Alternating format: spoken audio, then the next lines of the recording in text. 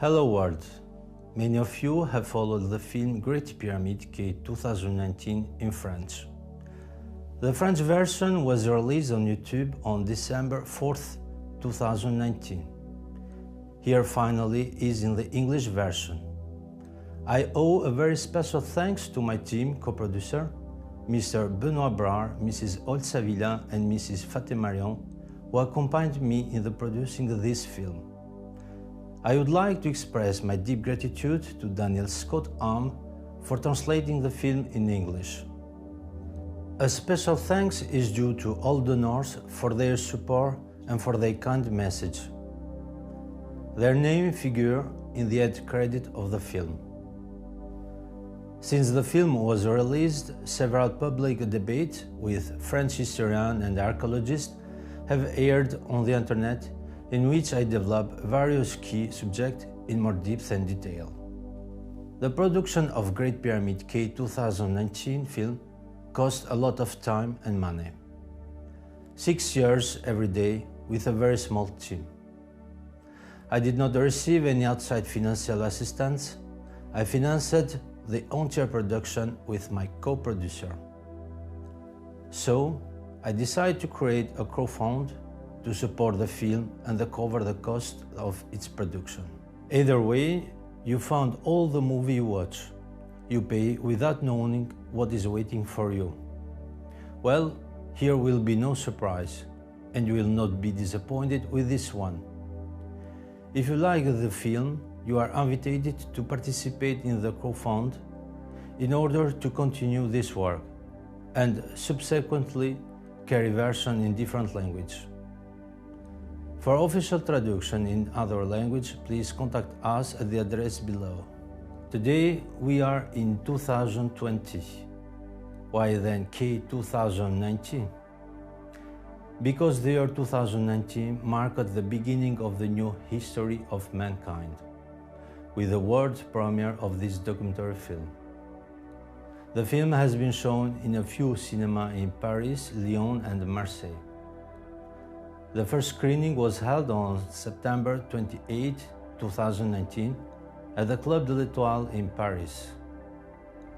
It was important for the audience to understand that Great Pyramid K 2019 it is not a conspiracy theory film, but rather it is a serious documentary open to everyone.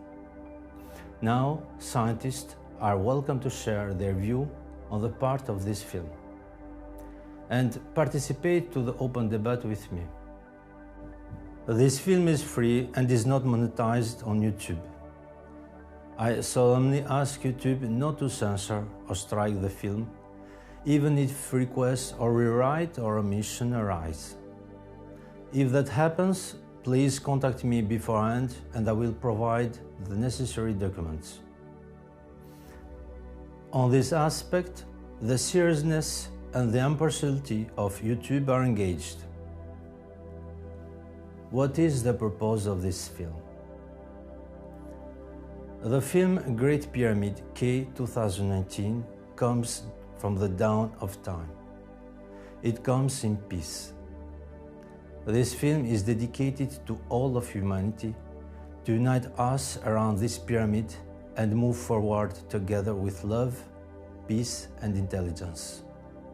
This is the message. This is the mission of this pyramid.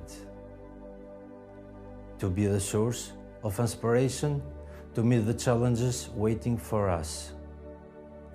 Challenges waiting for all of humanity. Now, this movie is yours. Share and talk about this movie. Enjoy the film and see you soon. May love, peace and intelligence reign on this, our one and only planet.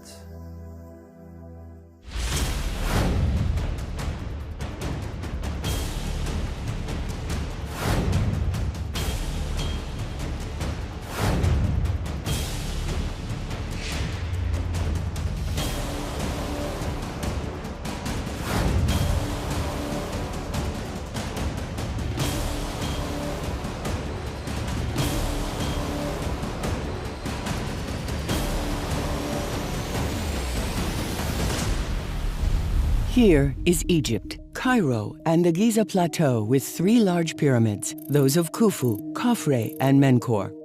The Pyramid of Khufu was covered with white limestone, which is completely missing today. There are smaller pyramids called satellites, temples of which only ruins remain, and sanctuary tombs called mastabas. And below, the monumental statue of the Sphinx and the Valley Temple.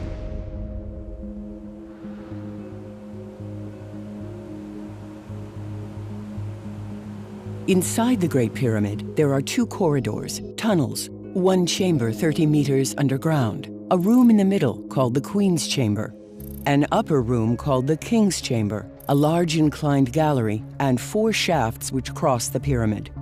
But what is exceptional and out of the ordinary? You are at the foot of the pyramid to take a photo. Stop for a moment to think a little. Imagine pushing and pulling a stone this size with 50 other people. Then imagine doing this with a second stone, then a third. You will have to raise them to a height of 5 meters, then 10, then 20, 40, 80, 120 meters. There are 2,300,000 waiting for you like this that will need to be transported and hoisted. It's dizzying. You look to the top, then to the bottom, and you start to reflect. Immediately the thought comes to mind, the Egyptians were crazy.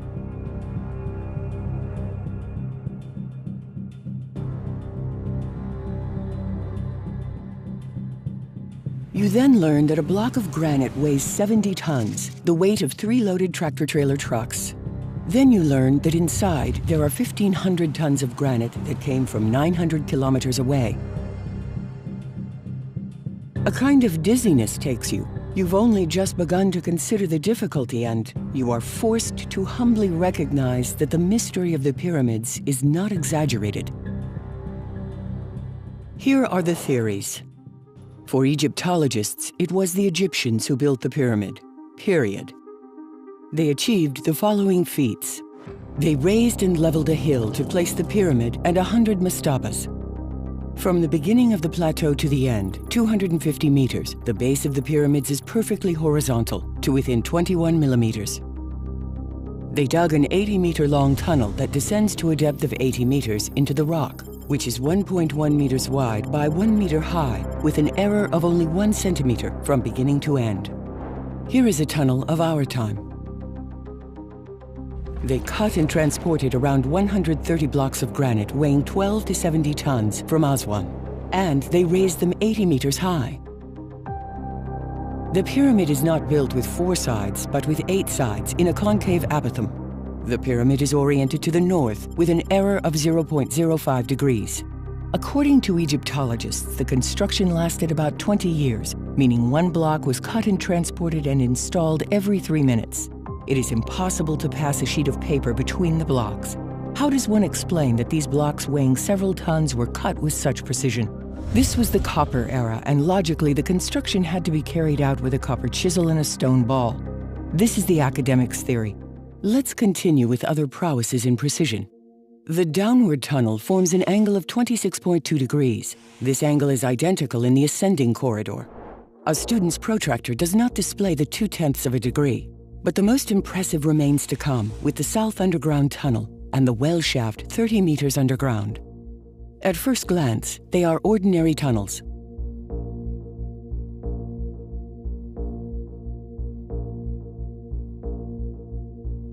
The entrance is 79 centimeters high and ends 16 meters further with a difference of only 5 centimeters. It's 75 centimeters wide at one end and 76 centimeters at the other end, a difference of 1 centimeter, an almost perfectly straight line. How does one build this tunnel with such precision underground? The Egyptians went even further in their exploits. The well shaft starts near the underground chamber, rises almost vertically 10 meters, to then continue 26 meters with an angle of 45 degrees, with perfect dimensions, 68 by 68 centimeters. Georges Goyon thinks that the well shaft was dug by thieves from the bottom to the top, shortly after the funeral. So then thieves would have taken the time to dig a perfectly straight tunnel? Gilles Dormion believes, on the contrary, that the tunnel was built by the original builders and that it was dug from the top down. The notches for placing the feet are much too small for a worker to be able to stand a long time without a rope, digging above his head. To dig these 3 tunnels and the underground chamber, you must solve 4 problems. You need light, a solution for making precise measurements, and hard tools for digging, correct working conditions, and above all, a solution for removing the carbon dioxide. The biggest problem is indeed the CO2. When a worker works, he exhales CO2. This CO2 accumulates at the bottom. After 1 hour, there are 15 centimeters, 2 hours later, 30. It is assured death if he does not go out at once. If this CO2 is not removed, it remains there for several weeks. Here, I will demonstrate how the CO2 flows in the gallery. It stays at the bottom. So, I take a gas that has the same density as CO2. It has the property of being colored, allowing it to be seen, but it's a gas, so we see through it. And so now we move away a little bit, and I'm going to pour the CO2 here in this jar, and we'll see what happens. And we see that the gas that represents CO2 remains at the bottom of this crystallizer. And that also shows that O2, oxygen, will also fall by gravity to the bottom of the tunnel. In other words, we could not dig a tunnel, with my assumption, from the bottom up because the oxygen would not go up. A worker will exhale 40 grams of CO2 in 1 hour. And chemistry explains that 40 grams of CO2 are fixed by 100 grams of limestone. This is 100 grams of limestone. In this experiment, I want to show that CO2, which is in the atmosphere of this beaker, is fixed by limestone, that is, limestone chalk. I put a little powder here in the water, which is there, which I will shake in a moment. This is just a level that allows you to see if there is CO2 consumption in the air. So I set the level to 0, and here we go. I put the chalk in. And now when I agitate, we will look at the index here. We see that the index shows that there is CO2 which is fixed by limestone.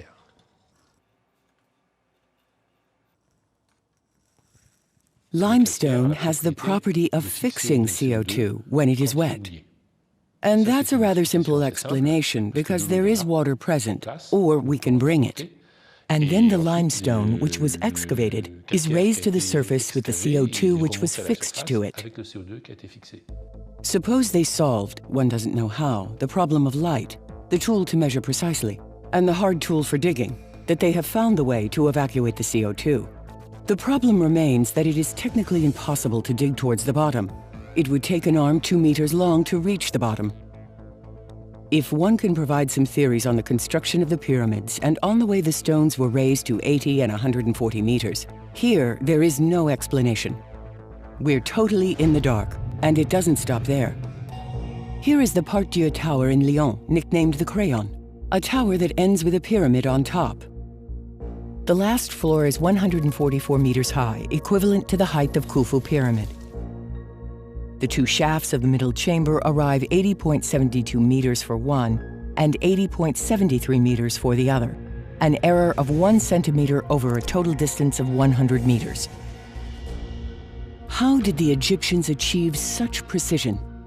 With this? The official theory says that these 4 shafts are conduits to guide the soul of the king. For others, they are air shafts, or star target shafts, or even shafts to fill with water. Okay, but these shafts are sealed shut, and those in the middle chamber were sealed on both sides until 1872. Yet Egyptologists insist. In 2013, at the edge of the Red Sea, a papyrus was discovered. Merer's Papyrus, the captain's diary, which dates from the time of Khufu. It is the oldest papyrus ever discovered. A documentary film was produced and broadcast on television. This film is an interpretation, fictional, and far from being scientific reality. In the film, in theory, the workers quarry the block with copper pickaxes. In truth, the extras in the film detach the stone with steel pickaxes. With copper pickaxes, it would require 10 years of effort for this block to come off. Finally, they detach a 3-ton block. In this papyrus, there is no mention of the size of the stone transported by Merer. It could weigh 10 kilograms or 10 tons. 3 tons is a very small stone in Egypt. The boat, reconstructed with care and fidelity, almost sank with the block. Even removing 1 ton, the boat struggled to bear the weight. It risked capsizing at any time. How do you transport this stone, which weighs 10 tons, from the original quarry site? With which boat? Later, the film shows 40 men struggling to pull the stone weighing 2 tons from the port to the site. How then did they get the granite stone from the king's chamber, which weighs 70 tons, and lift it 50 meters high? The only ancient testimony about the construction of the pyramid is that of Herodotus, who was born 2,000 years later. Herodotus heard this story told by the Egyptian priests in Memphis during his trip to Egypt. Herodotus explains that the stones were hoisted with cranes. Thus, many Egyptologists offer their theories based on the story of Herodotus. And since the blocks are very heavy, the most logical solutions are ramps and cranes. Dozens of models of ramps. Each Egyptologist invents a ramp. Here is the spiral ramp of George Goyon, the ramp of Borchardt, and Jean-Pierre Adams' ramp. The problem is that among all these theories, none has been tested in real life. That is to say, for example, not even a simple trial of hoisting at least 2 stones 10 meters high. Besides, one still doesn't know where the quarry that supplied the interior stones is located. From there, or there. In a documentary, the architect Jean-Pierre Houdin, in collaboration with Dassault Systems Laboratories, develops a theory, and like so many others, still offers a ramp. Here, the ramp is as monumental as the pyramid itself. This ramp is copied in the Hollywood film 10,000 BC. Hollywood also adds mammoths. One sees nasty Egyptians mistreating mammoths, pulling blocks of stones. Of course, no traces of mammoths or of the ramp were ever found. The ramp alone is a monumental work whose dismantling should have left traces. This site, as seen by Jean-Pierre Houdin, would require hundreds of thousands of workers. In his 3D animation of the documentary, one can see that the Egyptians are struggling to hoist and lay the stones every 3 minutes. And there are other inconsistencies in this theory. 600 men pull a 60-ton block of granite, the equivalent of 100 kilograms per person. 50 kilograms per person is more realistic, therefore 1,200 men would be necessary to pull this block. Otherwise, the workers would collapse. And if indeed they can transport a 60-ton block, how would they do with this 360-ton block of Aswan granite? How many people are needed? 7,200 men? Jean-Pierre Adam, another Egyptologist, takes the absurdity even further. These are the oxen who pulled the stone block, and I suppose this monolith too. This is just the base of the statue of Ramses. The theories imply one must also bring this monolith from the other side of the Nile, 200 kilometers away. With which boat? And as if 360 tons is not enough, there is also the Aswan obelisk, 1,200 tons of granite, which awaits them. Here's the kind of crane and how many it would take to lift it. According to Jean-Pierre Adam, it would take 12,000 men or 8,000 to 9,000 oxen.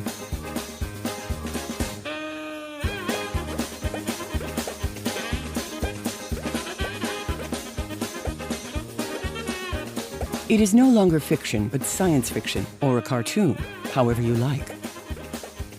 Personally, I prefer the theory of the aliens who would have transported them thanks to their superior technology. The Egyptologists reassure us with a dubious explanation. After all the hard work to cut this obelisk, the workers realized that it was too heavy and it was cracked, so they just left it. Well, 1,200 tons of granite is still not enough. We come to the Pyramid of Menkaure, whose exterior was covered with the staggering quantity of 103,000 tons of granite. Just printing millions of books showing workers dragging stones does not mean that it is a scientific reality or the truth. There is a problem with the granite. In 1920, the Egyptologist Engelbach published a book on the Aswan obelisk. Finding no trace of pickaxe or chisel on the obelisk, He theorized that the dolerite balls that were all around were the tools used. Egyptologists have since approved and adopted this idea. Egyptologists have a lot of humor and finesse. Whenever they find an object next to a monument, they claim that it is the tool used to create it. What would have to say if they had found a spoon? Without having too much knowledge in physics, we know that two materials with the same property will repel each other. When you hit granite, the dolerite ball bounces. So, if you were wondering what type of tool was able to carve such a big obelisk in granite, well, I have the answer for all of you little curious minds. Here are the tools. Listen, it seemed absurd to me too when I was told that, but the tools they used were only balls of a stone called dolerite, which form, my God, it is hot, which form naturally in the region. They weigh on average 5 kilos. And the method is relatively simple. You take a ball, you hit like a lunatic on the granite, and you see what happens. Following experiments, it was estimated that it was possible to wear away 5 millimeters of the surface of the granite in 1 hour. That's enough to tell you that you must have good arms, and especially a lot of patience. Okay, I'll give you a little demo, because after all, it is not very complicated.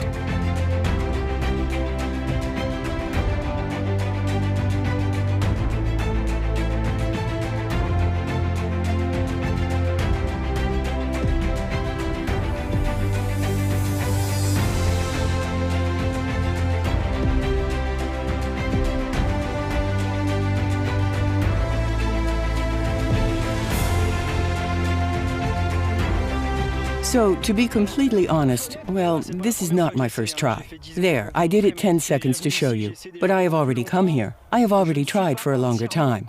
I am not entirely convinced by the tools, because we're here just having fun, tapping. We see after 10 strokes, we have just scratched the granite. But the thing is that with this ball, they did that behind. 40 meters long and 1,200 tons. Voila! Granite is one of the hardest stones on Earth. 7 out of 10 on the Mohs scale of mineral hardness. Nowadays, granite is only cut using a diamond tooth saw, cooled with water and in a straight line. In official documentaries, we are shown experiments where granite is cut with a copper saw and sand. They managed to cut in a straight line and take out a cylindrical core.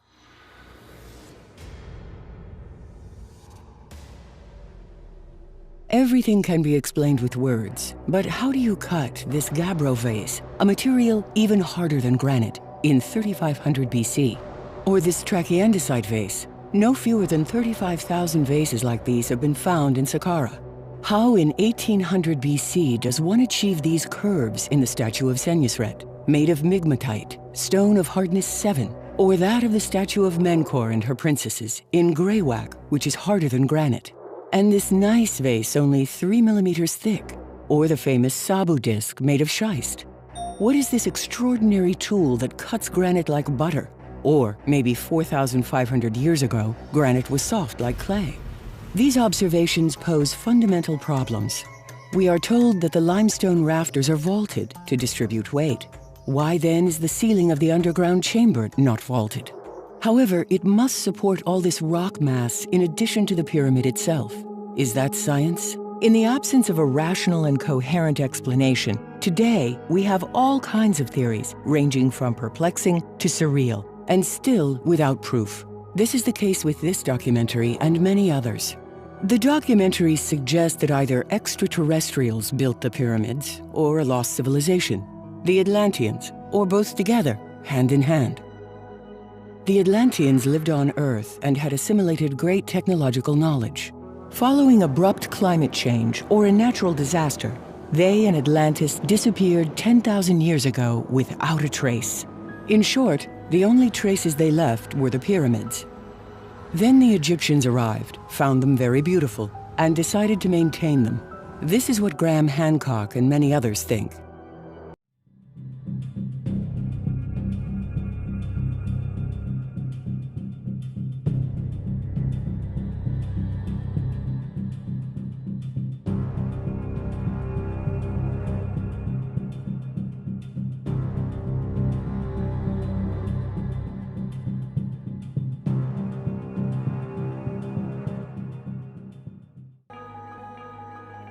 A very logical theory, since to cut granite, you need a machine like this, which means you need electricity, a power plant, steel machinery, engineers, schools, and universities. In short, 5,000 years of technical and scientific evolution. Concerning the construction of the pyramids, they do not advance any scientific explanation. They unanimously agree these are not tombs.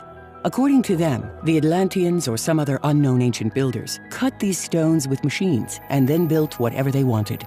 Then they left these machines to the Egyptians, who used them to make statues and to engrave battles, marriages, births, etc. in hieroglyphics. Finally, the Egyptians destroyed all these tools without leaving a trace. After building the pyramids, the Atlanteans entrusted cleaning and maintenance to the Egyptians. Some believe that the pyramid was a hydraulic instrument, but we do not know for what purpose. For others, the pyramid is a receiver-transmitter to connect with other worlds in the universe, and the sarcophagus a device to lengthen life. Lie down in the sarcophagus a few hours and recharge yourself for 100 more years. For Chris Dunn, the Pyramid of Khufu is an energy plant using waves and magnetic resonances, anti-gravitational systems. Affirmations supported with numerous conferences, presentations, and trips throughout the world. In this nebulous realm, the artists also have their say, further thickening the mystery. But the aliens and the Atlanteans left no traces or materials. No iron, no steel, no crystal, no plastic, no metals or composite materials. Only stones. Strange, isn't it? We are still waiting to see the aliens on the evening news of the major channels filmed in HD. At present, there is no evidence of ultra-developed civilization or aliens before the Egyptians. In short, an incredible mixture. We are lost in confusion. One more for the road. If we divide the width of the pyramid by half the height, we get pi, 3.14.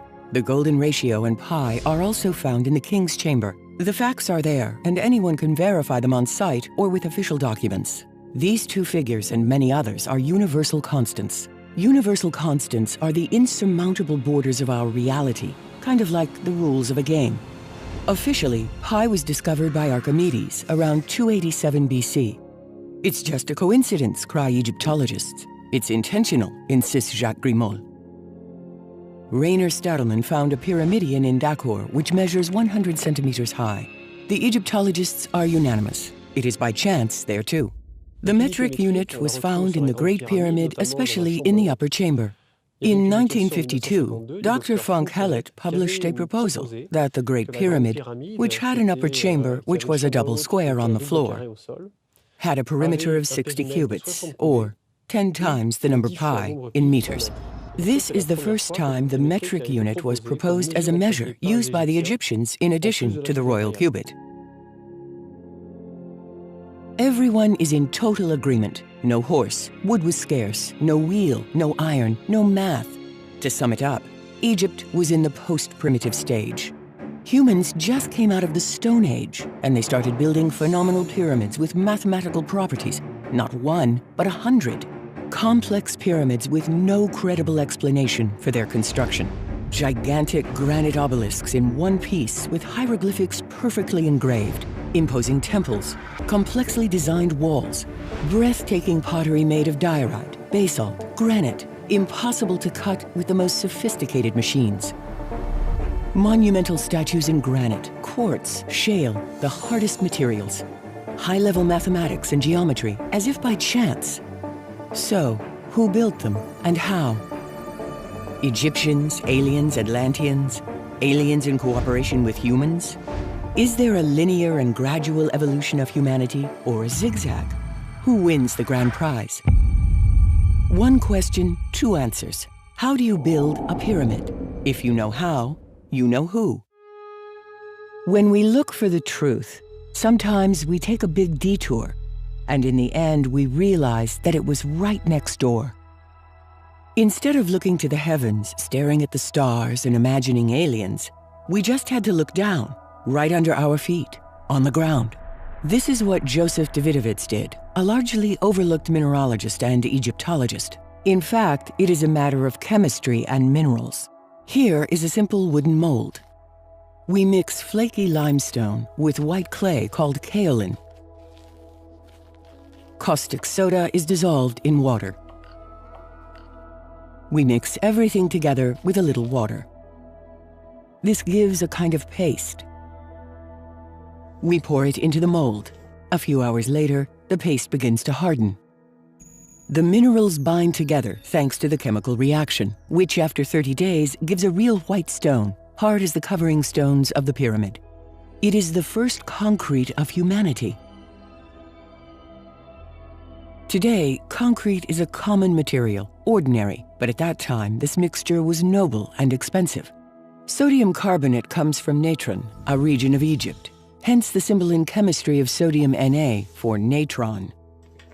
Burnt lime is made by heating limestone. When you mix the burnt lime with the sodium carbonate, caustic soda is produced. Kaolin clay is naturally present in limestone in Egypt. This clay limestone is abundant. There are millions of cubic meters. The components are mixed with water and poured into wooden molds. This is how the Egyptians made all the stones. Joseph Davidovits made this discovery in 1989. At the time, he assumed that the stones were molded and poured on site and not cut. He called this process geopolymer. The principle is the same as that of concrete today. Modern cement is made of clay heated at 1,450 degrees Celsius, mixed with water and gravel, producing concrete. The ancients used natron and burnt lime instead of modern cement. This mixture of natron, burnt lime, clay, and limestone at room temperature and in the open air gives the same result as modern concrete. This is geopolymer concrete. The proof is everywhere, in thousands of examples. The rhomboid pyramid seems to come out of a mold. The quality of the concrete is excellent. Davidovits interprets the texts of the Colossi of Memnon differently from the official interpretation. He thinks they mean the concrete was mixed like dough, not the poetic version. They were made like bread, full of love. Indeed, the material is a very complex chemical mixture of siliceous paste. Joseph Davidovits' theory was refuted and relegated to the background for lack of scientific evidence. Years later, he brought the evidence with chemical analyses. Even with very detailed analyses, the chemical difference between a poured stone, artificial, and a natural stone is almost imperceptible. The result is the same, and it is for this reason that geologists saw nothing. He continued the debate, but Egyptologists are still not convinced, or rather, they don't want to be convinced. In 2006, the Egyptian government made an official statement: the stones are not concrete. Case officially closed. But a simple statement cannot physically transform the pyramid from concrete to cut stones. Davidovits provides paleomagnetic analysis results. Every stone in nature at the time of its formation is magnetized by the Earth. That is, each stone has a north, like a compass. All the stones of the pyramid have the same magnetic north, not random. These are chemical analyses carried out under a microscope by Davidovits. Evidence, but they are not enough to convince the public. Do we have other, more convincing evidence apart from chemical and X-ray analyses?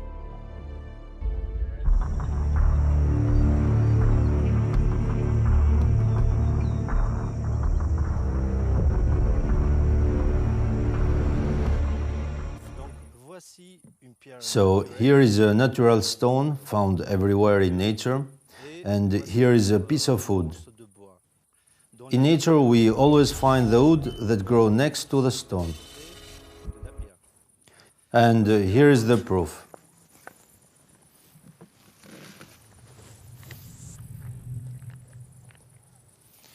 And here is a stone that I poured with the formula of Joseph Davidovits.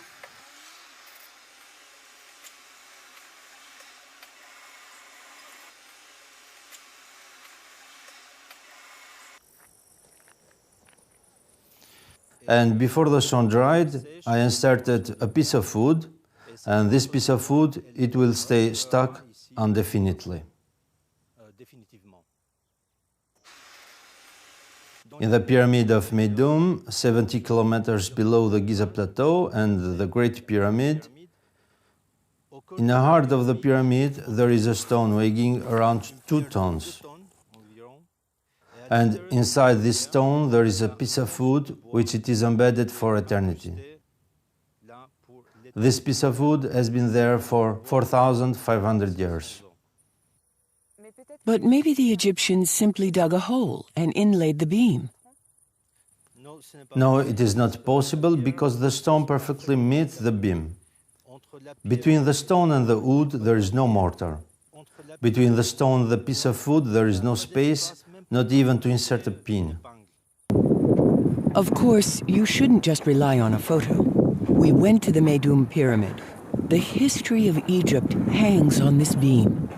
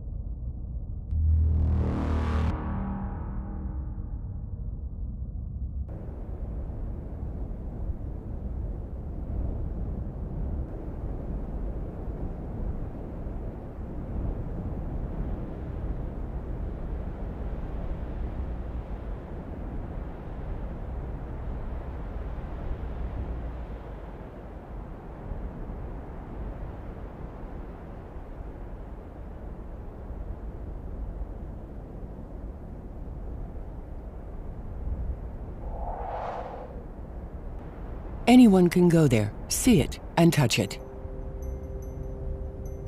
When you know how to pour a stone like concrete, you will do a second, a third, you will do tens, 100,000, million of blocks, and in so doing you can build a whole pyramid. The huge stones of the Pyramid of Khafre are made on site with limestone concrete poured into long molds. It is inconceivable to transport this stone. Do you know how many stones of this size there are? Hundreds. It is unimaginable that they were transported and cut. They were cast as well. In the Temple of the Valley of Khafre, there are limestone blocks weighing 300 to 400 tons. The Menkaure Pyramid chamber is made of a single block weighing about 600 tons. One can clearly see the location of the construction beams, left when the concrete was still fresh. By the way, what is this piece of wood doing in the stone? And the most prodigious of all is the wall surrounding the Pyramid of Khafre. This wall is a perfect 90-degree square made of single blocks weighing 500 to 1,000 tons or more. It is 8 meters high, 6 meters wide, and 60 meters long. Two solutions. Either the Egyptians cut the hill, but then one needs to show how it was possible to cut a hill to a height of 8 meters. Or the wall is simply poured concrete. This brings us back to Meidum.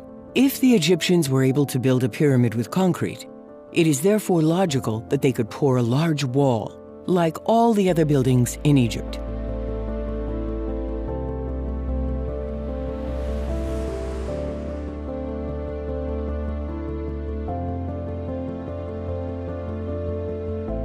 Joseph Davidovits, helped by 10 participants, poured 4 blocks weighing 2 tons in 2 weeks.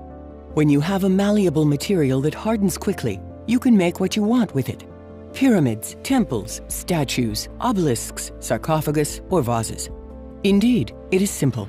You must understand that to build a pyramid 140 meters high, you need a stone on the ground with a minimum resistance of 15 megapascals. The ABCs of engineering and architecture. This block has a resistance of 25 to 40 megapascals. So scientifically, this stone can support 500 identical blocks without collapsing. The pyramid being 140 meters high, there is more than enough resistance. After many trials and experiments, the Egyptians had acquired the technique they used for the first pyramid of Djoser, built 180 years earlier. The construction of the pyramid started 4 years ago.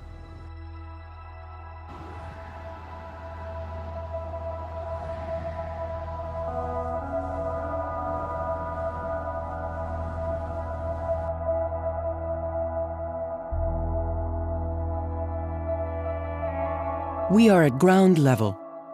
The mold for the first cornerstone is in place. Arranged in Indian file, in African file, the workers pass the buckets one after the other, from the mixing tank to the mold. They pour the white concrete, and about 30 minutes later the mold is filled. Today we call this process formwork construction.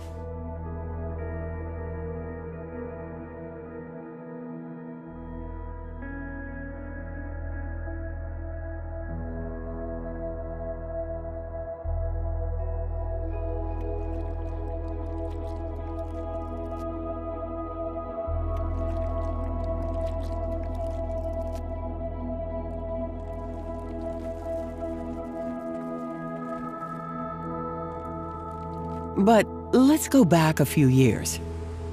A little further, when the Egyptians settled on the banks of the Nile. Long before they discovered a numbering system, they started from the simple principle of 1 to 10 by counting their fingers. Then they counted their toes, plus 10, and thereby appropriated the numbering system of 10 by 10 by 10. It is the same system that we use today. After language, numbering is the second thing humanity learned, long before writing. The numbering system by 10 is for humans the first gateway to scientific understanding of the environment. It is a kind of bridge between the primitive mind and intelligence. The Egyptians observed that the year is made of 365 days plus 1. They cut it into 3 seasons, 4 months each, for a total of 12 months. The seasons were called flood, germination, and harvest.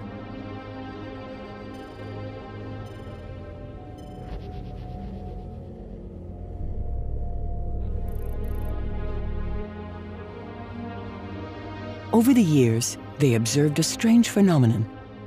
Each year in summer, on a specific day, July 14th, a star, the brightest, rose with the sun, and a few minutes later, it disappeared into the light. The same day, the Nile flooded the fields. The floods were fertile, essential to life, to produce food. Egyptians deified this star and called it Sopdet, or Septi. It was the star that announced the floods of the Nile. Today, we call it Sirius. This phenomenon is called the Heliacal Rising of Sirius. It was the first day of the Egyptian year, followed by 5 holidays. The Nile brought the essential silt for the crops. It is for this reason that this star was sacred to them. The land was flooded for 3 to 4 consecutive months. Work in the fields stopped, and during this time the Egyptians went up into the hills to be on dry land. Well, it was the start of 3 months of vacation. And it was like that year after year for thousands of years. This episode is hidden and is not explained by Egyptologists. They don't speak at all about floods of the Nile. An innocent mind immediately wonders, but what did they do for 3 or 4 months if they couldn't cultivate the fields? The Egyptians did 3 things during these 3 to 4 months of vacation: observe, measure, and note everything. As soon as the Nile returned to its bed, a big problem had arisen. Field limits had disappeared. It was then necessary to retrace the limits of the fields of each peasant and start sowing as soon as possible. And they had to be traced correctly to avoid disputes. Therefore, the Egyptians began to draw straight lines, rectangles, squares, diagonals, circles, and triangles with strings and sticks. Everything was noted on papyrus. It was the beginning of geometry. They understood a fundamental function of nature. Everything is divided or assembled in small equal units. This observation will serve them throughout their discoveries. They also needed a unit of measure to properly demarcate the plots. Geometry is good, but after all, you must measure the lines. They considered the king's foot. The length of the king's foot could be used as a standard. This standard would be multiplied and distributed throughout the kingdom. They considered the feet, arms, legs, and elbows of the king, but there was a problem. This unit was not fixed. There would be no problem during his reign, but all the kings were not the same size. The next king would surely want to use his foot or his elbow out of pride. In the hills, waiting for the retreat of the Nile, the Egyptians thought and looked for a solution to the problem. This unit of measurement would have to have a fixed length in time, if possible, never change. They observed the size of different plants, fruits, seeds, any object in nature. But all these objects did not have a constant size. For example, if we water a seed well, the following year its size will have changed. And over long distances, small differences quickly became significant. Then, they had the idea to measure water. Yes, fresh water from the Nile. They measured one drop and then another. They were all the same size.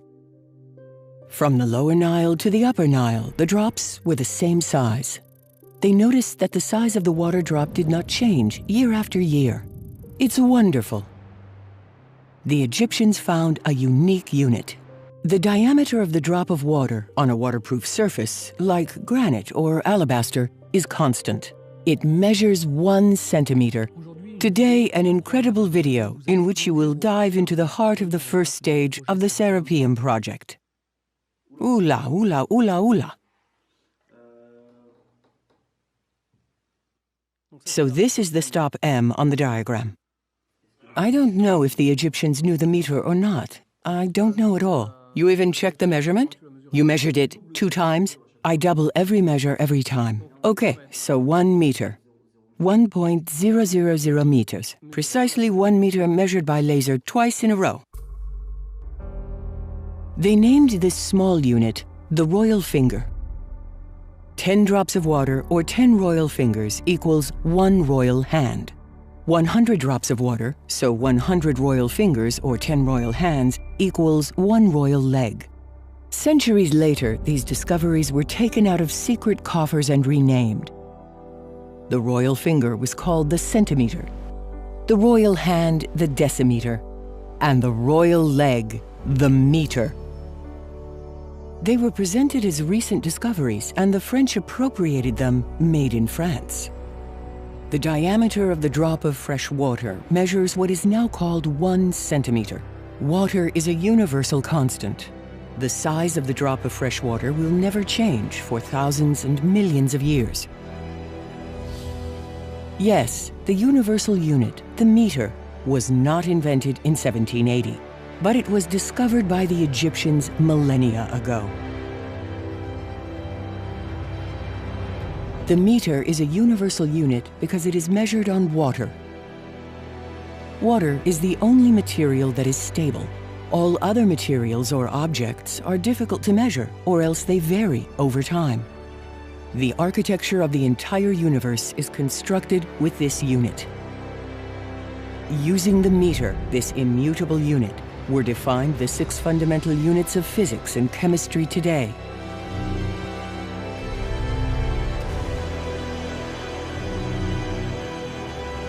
Amperes, Celsius, moles, candelas, seconds, and kilograms. So, everything.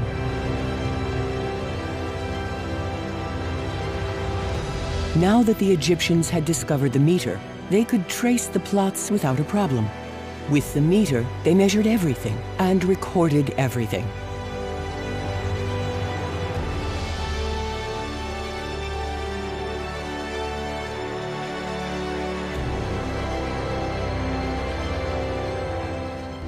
They took a disc with the diameter of a royal leg and wrapped a string around it.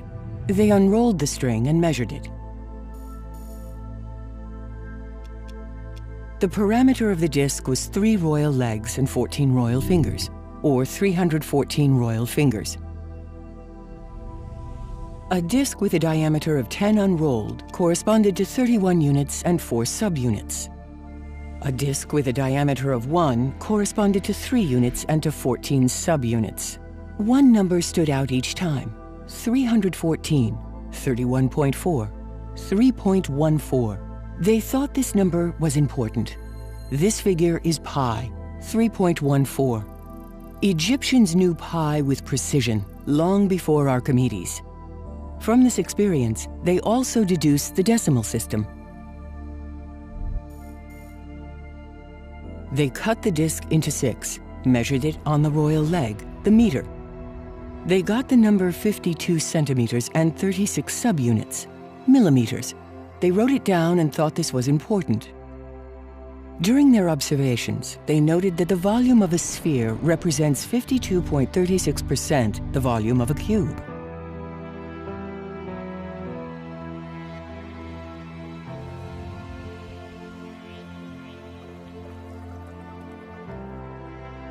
Whenever the volume of the cube and the sphere increases proportionally, this number does not vary.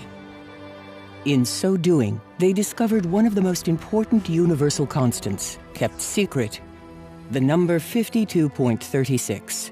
Twice, in volumes and forms, this number is everywhere. They conclude that this number is sacred. The Egyptians discovered the number 52.36, which is a universal constant like pi and phi. The number 52.36 is an important universal constant, more than pi and the golden ratio, since it connects 2D space with that of 3D. Now, how does one incorporate this sacred number? They put a stick on the royal leg, the meter, which is divided into 100 units. They cut the stick so that it made 52 royal fingers and 36 subunits. The royal cubit was born. The royal cubit equals 52.36 drops of water, or 52.36 centimeters. From then on, all of Egypt would have as a standard a universal constant, the royal cubit. The Egyptian royal cubit as presented in museums, 28 fingers or 7 palms, is incomprehensible. It is disguised so that the people do not understand the origin of this cubit. It doesn't matter who disguised the cubit, but when you put it on a meter, it displays 52 centimeters, 30 millimeters, and 6/10 of a millimeter. It becomes a universal constant. It takes on all its meaning. They invented another measure, half the meter minus 5 millimeters, called the Babylonian royal cubit. They used these two standards, and the meter was deliberately hidden. It is for this reason that we find the meter everywhere in the Great Pyramid, since the royal cubit is graduated on the meter. Any other unit, the yard, the inch, the mile, the nautical mile, the pica, the foot, are all arbitrary or graduated on the meter. There is nothing universal or unchanging in nature that measures 1 inch, 1 yard, or a mile. The whole number 8 is divided by pi. The result, 2.54, will be graduated to the meter. The imperial system unit is born.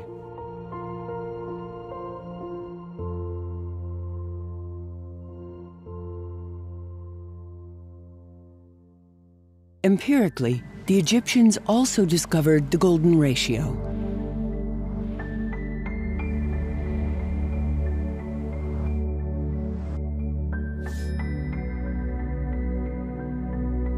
They reasoned thus: since the gods use these sacred figures everywhere in nature, in order to remain connected to nature ourselves, we must integrate them into our buildings to do as the gods do. Simple reasoning, but genius. Sacred principles. The Egyptians will integrate the universal constants everywhere. Pi, the golden ratio, the royal cubit, the whole panoply of sacred geometry with the meter. The Egyptians knew the Fibonacci sequence in the golden number thousands of years before him and called it the addition sequence. The Temple of Khafre, the Temple of Edfu, Akhenaten's palaces are built with the golden rectangle. Here is a parade of the Fibonacci sequence 3,700 years ago.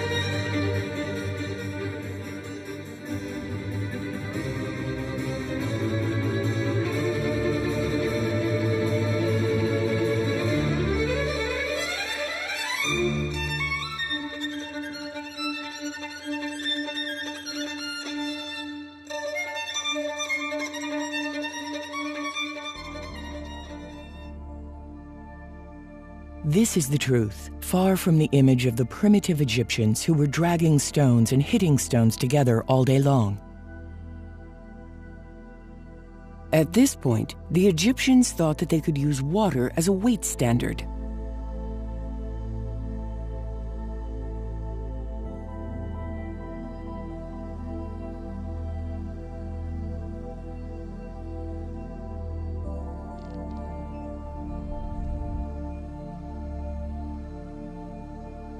They weighed a container of 10 royal fingers filled with water and then assigned a weight on a scale.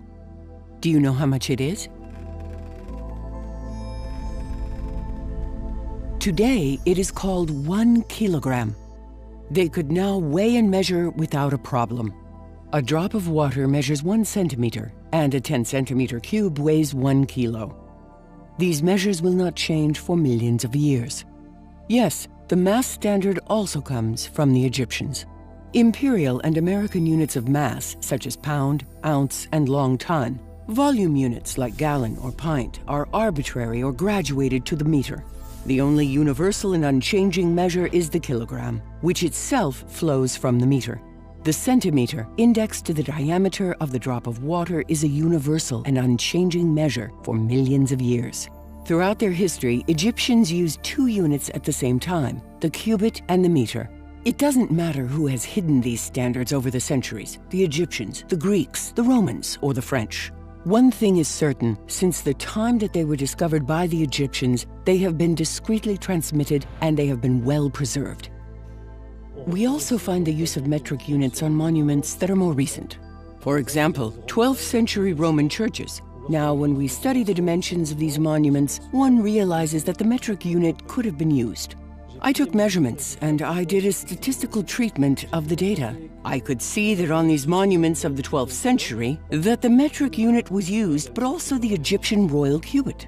I measured the Roman church of Saint-Nectaire. I could see that the entrance is double, of which the first entrance is 3 meters wide, and whole number in meters. And the entrance, which is just behind, measures 4 royal cubits wide. And the length of this large Roman church is exactly 40 meters. On the Church of Conches, on one of the walls, there is a stone totally different from the others. It is a stone which is much larger, which you notice immediately when you arrive, and this stone is exactly 1 meter wide. Around 2650 BC, a scientist from the court of King Djoser, called Imhotep, mixed various materials, natron, lime, limestone, and discovered that this mixture hardens after a few days and looks like a natural stone. He improved the formula and built the first pyramid of Egypt, the step pyramid of Djoser. Imhotep certainly used several concrete formulas. That's why we find stones of different compositions in this pyramid. With experience, the Egyptians built ever more beautiful and more captivating pyramids up to the reign of Khufu.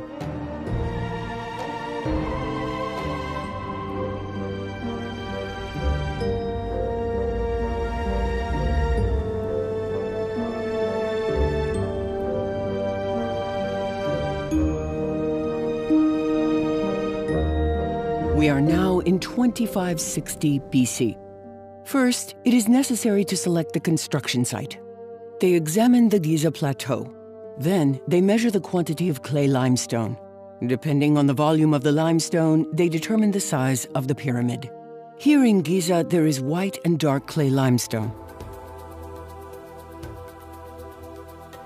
The plan is to make a pyramid with dark limestone for the interior and white limestone for the exterior.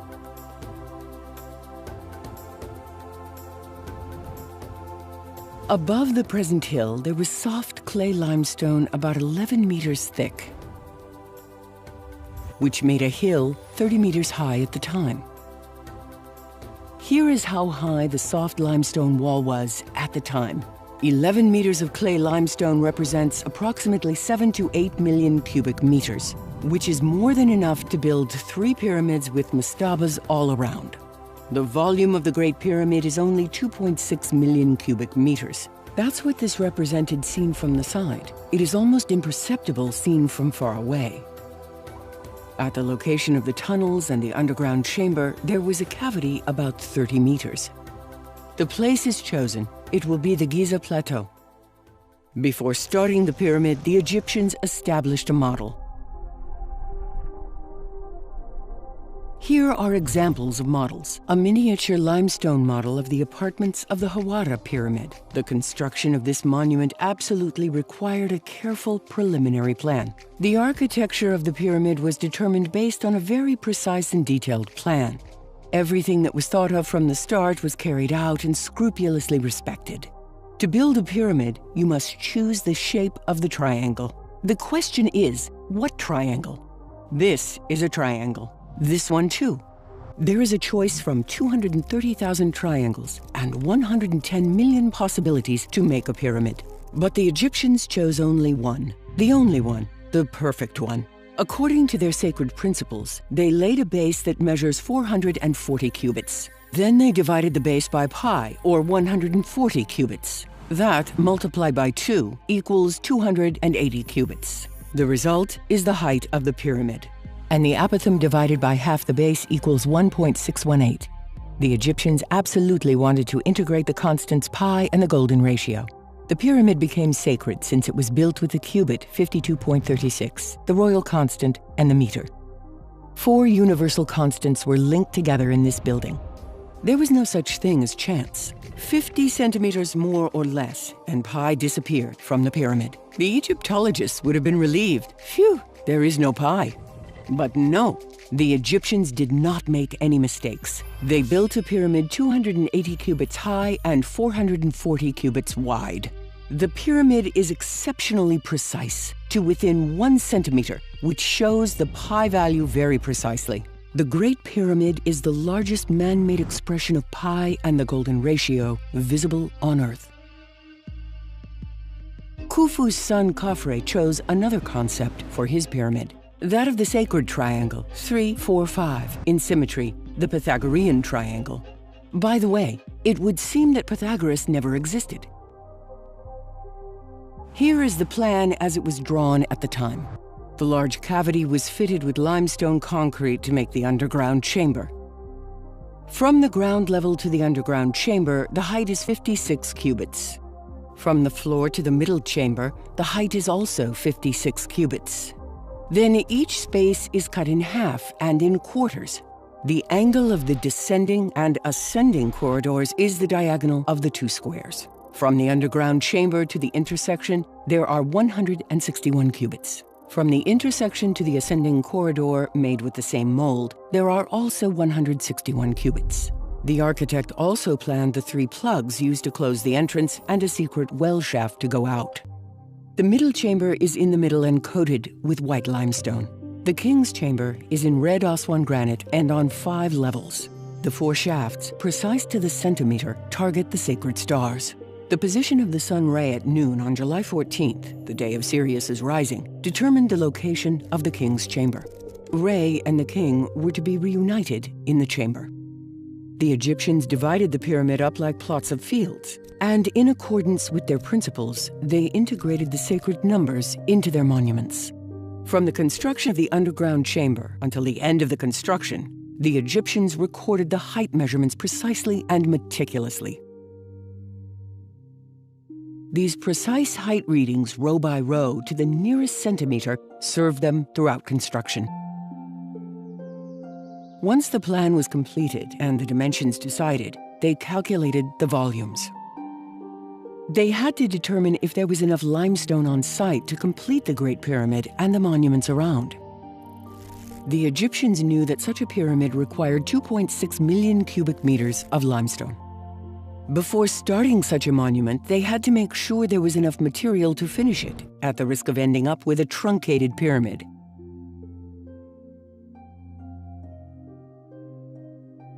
Egyptians therefore knew how to calculate volume long before the Rind and Moscow papyrus, dating earlier than 1600 BC. You cannot make concrete without having standard measurements of volume and mass. Following careful field inspections, the volume was calculated before the work was started.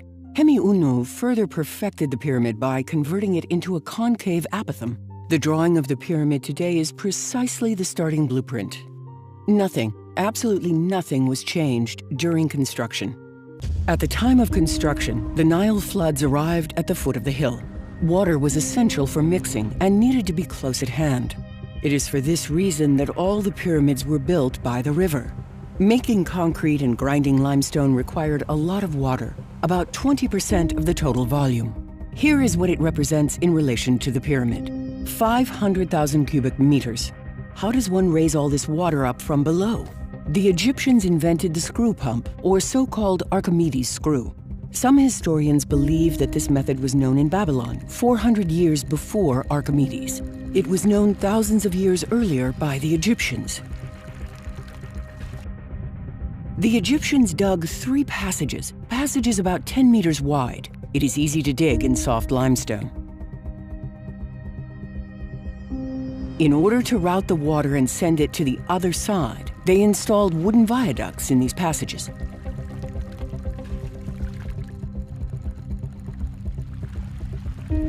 The cavity was then filled with limestone concrete.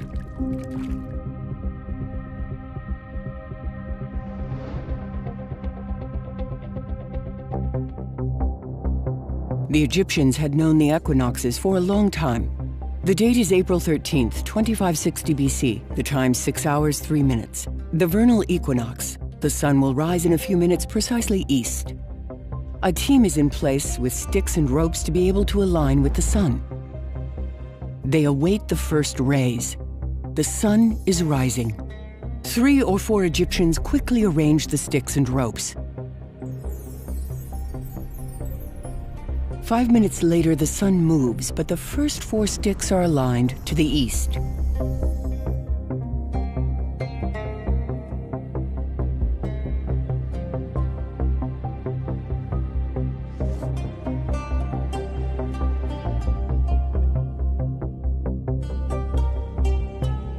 This configuration of 90 and 180 degrees is projected at the bottom of the cavity. The Egyptians had experience with this precision, which they had used in the fields at the banks of the Nile for hundreds of years.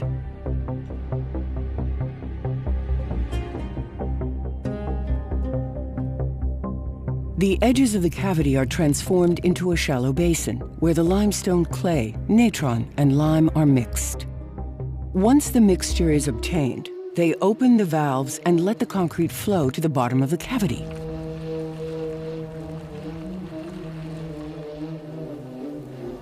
Indeed, they filled these natural bowls to then make the underground tunnels. Limestone concrete, once dried, takes on a natural rock appearance. That's why geologists haven't noticed. No trace of fire was found in the underground chamber. This explains why the concrete was made outdoors. The Egyptians brought back natron salt, sodium carbonate from Natron Valley or from the surroundings to make caustic soda. Lime was produced on site by heating limestone 100 meters from the site. It is July 14th, 2561 BC. Everything is ready. The Egyptians wait for the Nile floods to start. The site is divided into 4 teams. 100 workers are waiting near the screw pumps to draw the water up. The other teams are waiting by the pools to mix the materials, and just as many others are at the bottom of the cavity. Sirius rises. A few hours later, the Nile overflows and reaches the foot of the hill. The workers begin to turn the screw pumps. The water rises and flows to the other side.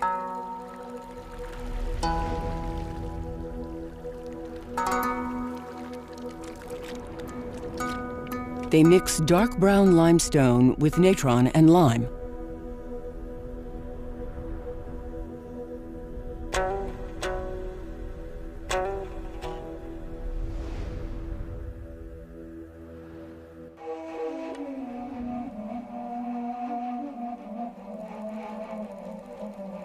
A few moments later, they open the valves and the concrete pours from the edge of the bowl.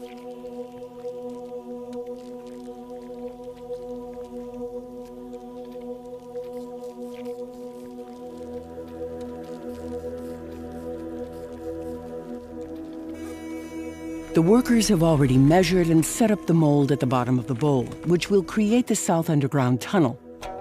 The concrete just has to flow around it. They will use the same principle for the underground chamber. The mold has been put in place and the concrete was poured around and over it.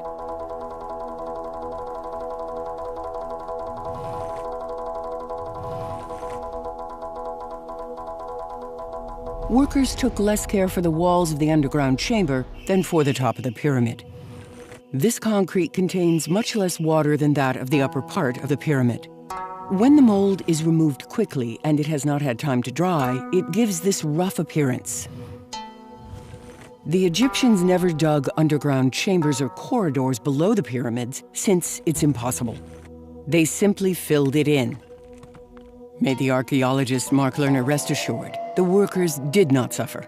They worked in the open air and in good conditions, as was the case for the unfinished pyramid of Djedefre. The cavity was then filled with limestone concrete. This explains the high precision of the South Underground Tunnel, the service tunnel, but also the sharp edges of the tunnel in this photo of Edgar Wise in 1910.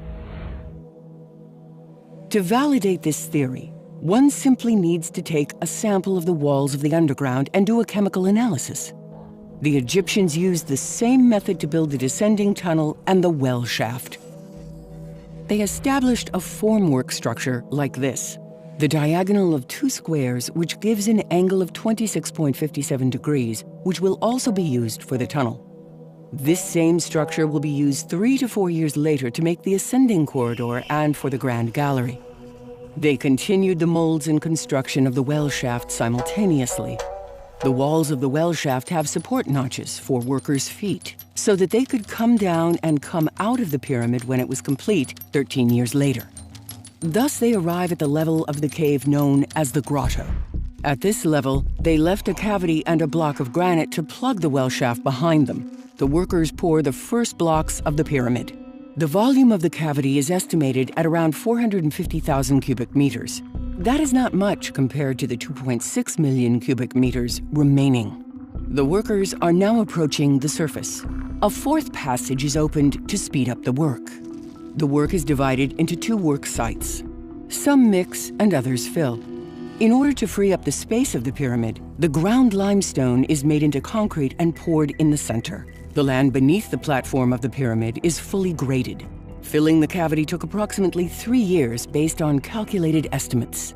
This technique of arranging natural cavities was used for all the pyramids. It is particularly evident in the pyramid of Medum. Follow the lines.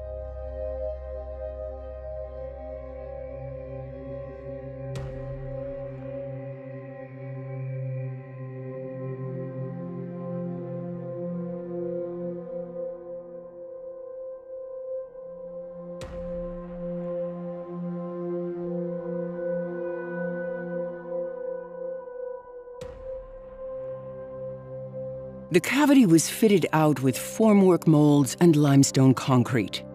The walls, the floor, and the ceiling were made by pouring concrete. It is easier to fill in than to dig and carve out a cave.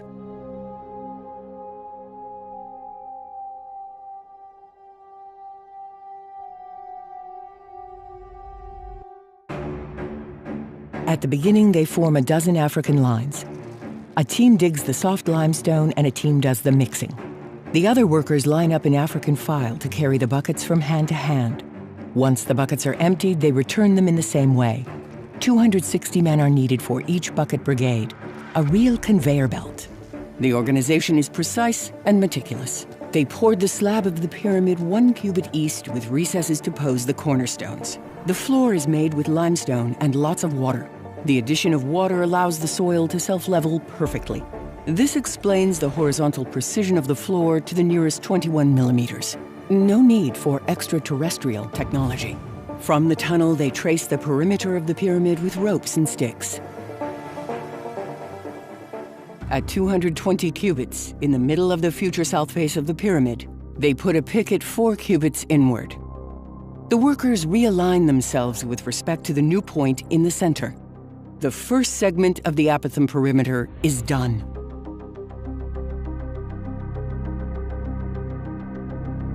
They then line up 90 degrees with a wooden angle and do the same on the other side. Same for the other 2 sides. The perimeter of the future pyramid is now drawn, precise to the millimeter in apothem. It is a perimeter of 8 sides which is drawn on the ground with ropes. It is the future shape of the pyramid. Once the pyramid was completed, at each equinox, one sees the sides divided in half by a shadow. The equinoxes are visible to the naked eye tens of kilometers away. It is at this stage that the architect Fehmi stops filling the center and continues with molded stones.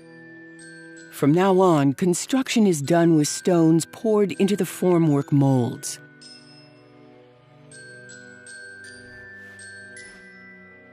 The molds for the cornerstones are graduated with a slope of 51.50 degrees.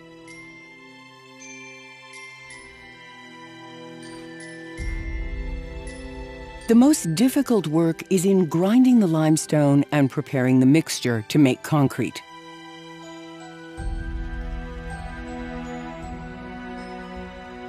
The first molds are in place. About 1,200 workers mix limestone with natron and lime in the basins. They then line up to transport the buckets from hand to hand.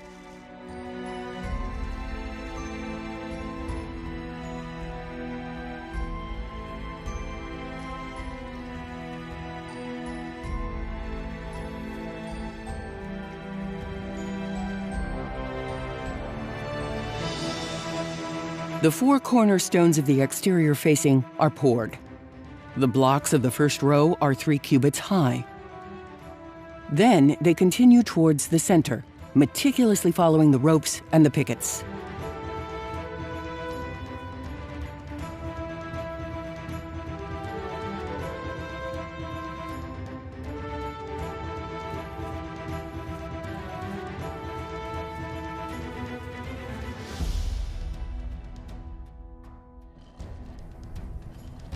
The first row of stones is poured. They leave the row open in different places.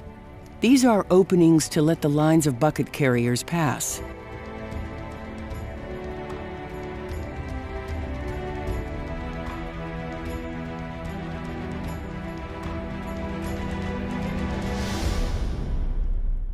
It is estimated that 40 bucket brigades were necessary to transport the buckets one by one, as well as all the equipment.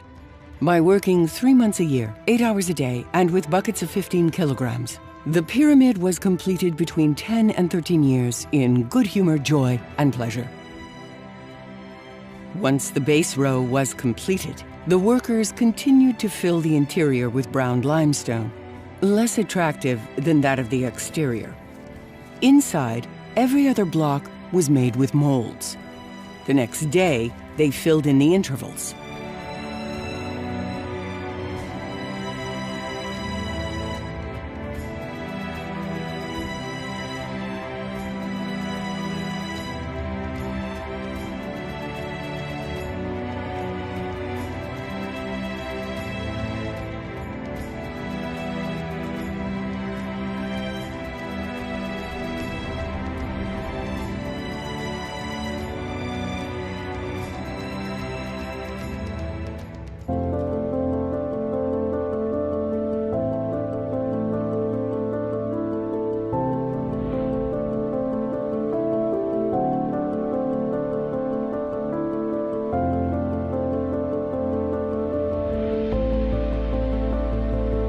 Then they poured the second row, and then they casually filled the interior.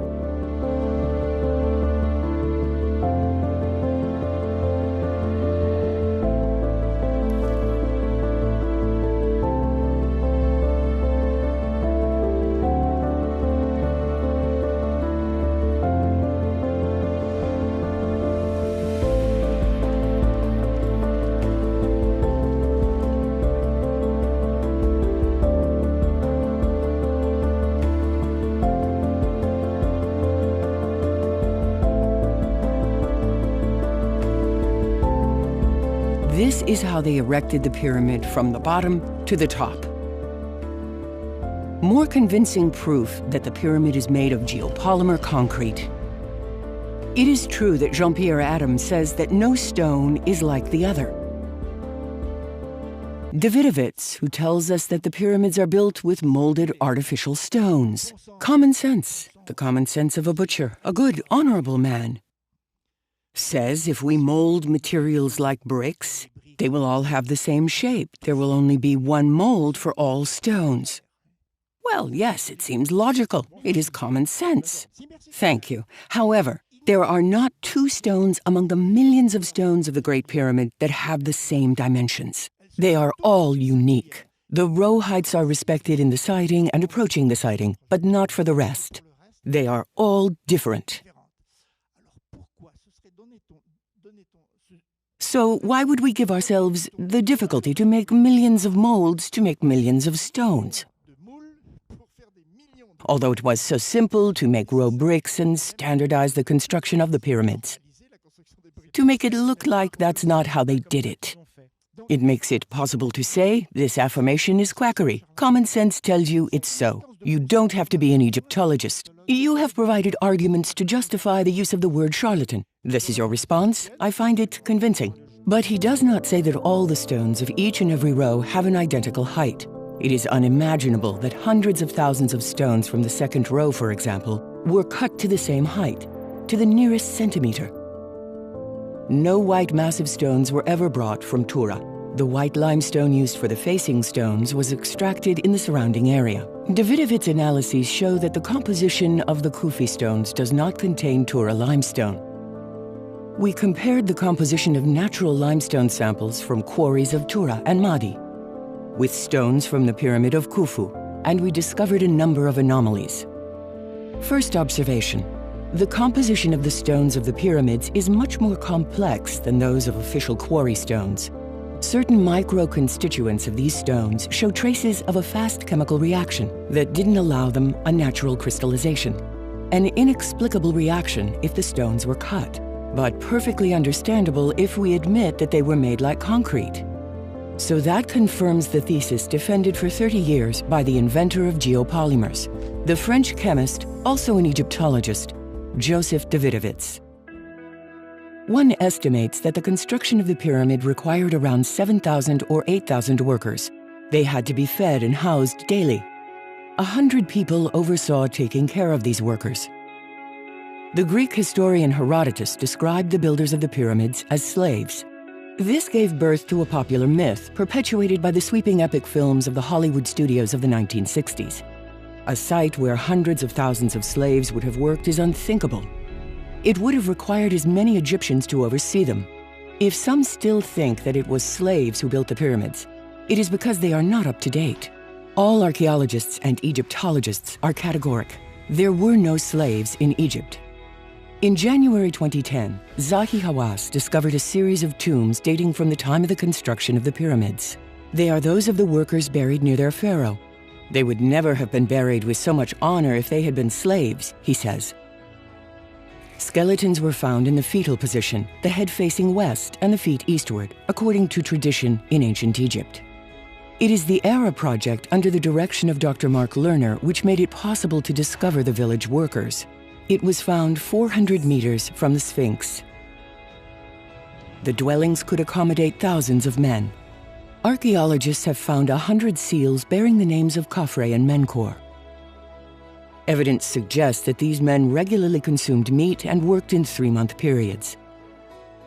The whole kingdom was involved in the construction of the pyramid. It was a national project. Workers came from all over the country. They now continue to fill the interior as well as the descending corridor simultaneously with the well shaft. This is the reason why we notice in the underground tunnel a part which is made in masonry stones, and part of the tunnel is made of natural limestone in perfect continuity.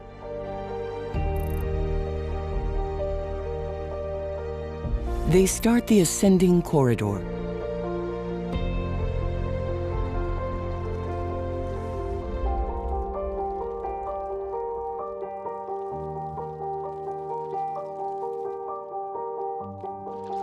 At this stage, 600,000 cubic meters of limestone concrete have been moved. Classic theory says that 3 granite plugs were stored in a large gallery to later be released and plug the entrance. The large gallery is very narrow. If the 3 granite plugs had been stored somewhere, it would have been a big problem for its construction. There is no trace of friction or scratches on the walls. In addition, the walls are not smooth, which does not facilitate sliding. Conversely, the traces of friction are found in a large gallery because of the cart. Blocks that descend as seen in animation cannot slide in real life. A photo taken in the 50s and 60s totally contradicts the fact that the 3 granite plugs were released from the large gallery. The 3 granite plugs were poured and then stored there next to the entrance. Yes, you heard right. Poured. Poured granite. Official theory says that the obelisk was carved out of the rock with dolerite balls, but that after the rock cracked, it was abandoned. I would like to keep the mystery of the granite a secret, but that would give the UFO and Atlantis theorists a hook to hang their hat on. To understand granite, you must touch it. You must try to break it to immediately feel its power. One can feel the fiery depths of the earth, the magma.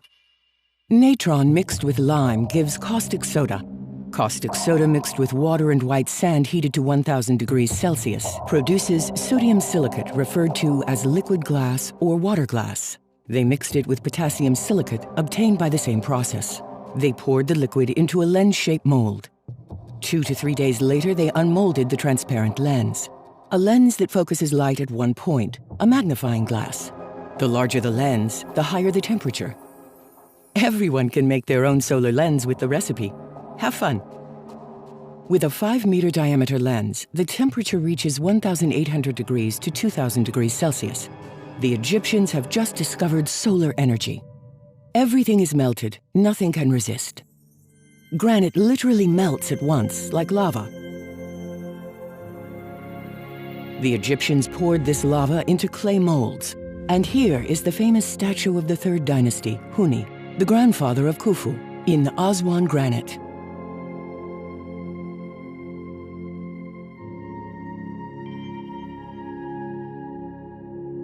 Vases harder than steel, like these in trachyandesite, dating from at least 3500 BC.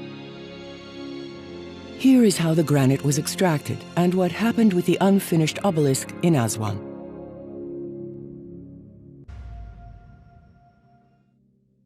The workers in the Aswan quarry were responsible for extracting the granite in cobblestone-sized pieces. These are small pieces of 30 to 40 centimeters, which were extracted from the molten granite with stone shovels.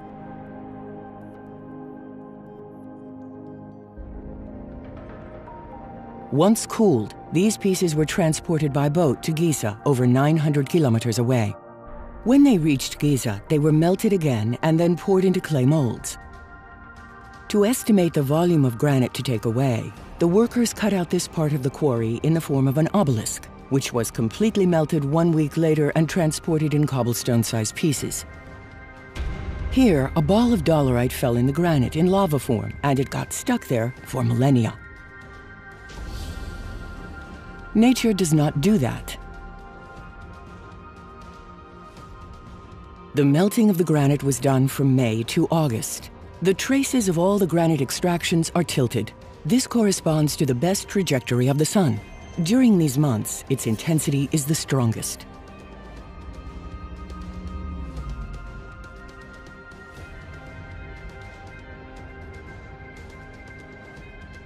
The geologist of the tourist group was surprised by the absence of faults, fractures, in natural granite.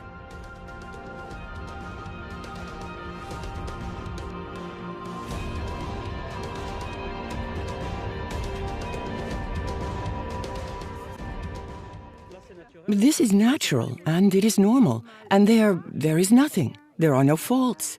How is it possible? This is normal because the molten granite, once cooled, is like new, out of the ground. The workers melted the granite using the lens. Then they began to cut notches and holes in the granite while playing with the solar ray of the lens.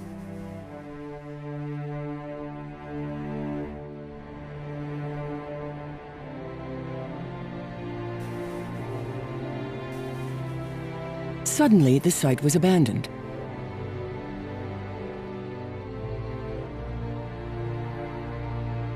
This is how the Egyptians melted all kinds of stone: quartz, granite, schist, basalt, diorite, gneiss, greywack.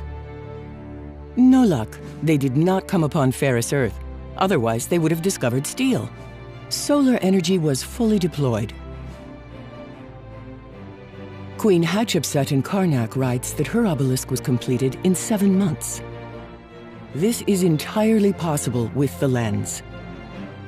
The colossi of Memnon, weighing 1,800 tons each, were made with a mixture of quartz and molten granite.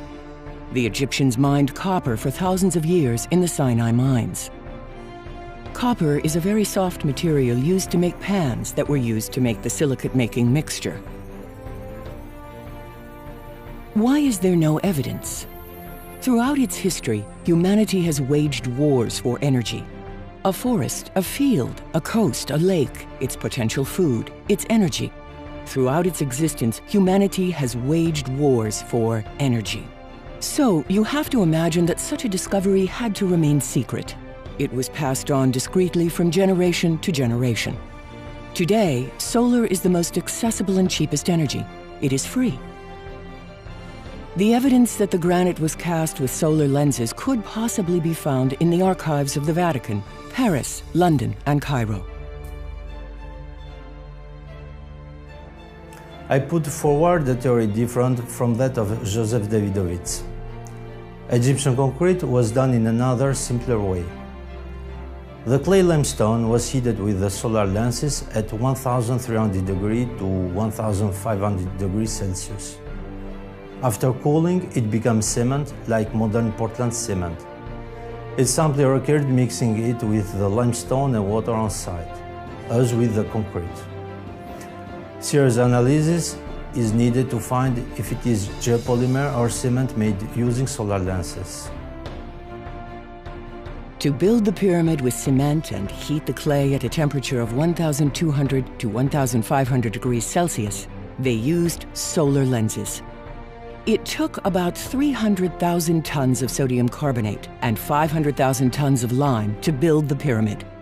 Solar energy was also used in the baking of breads and for the preparation of meals, because otherwise thousands of palm trees would have had to be burnt to make lime, to power the bread ovens, and to cook the meals of thousands of workers. In 2 years, there would have been total deforestation and civil revolt. Wood was very precious because it was scarce, and the few palm forests provided some shade for crops. Cutting a palm tree was really the last thing to do. Without the discovery of solar energy, there would have been no pyramids. Egypt would not have arrived where it arrived. Thanks to solar energy, the Egyptians preserved nature.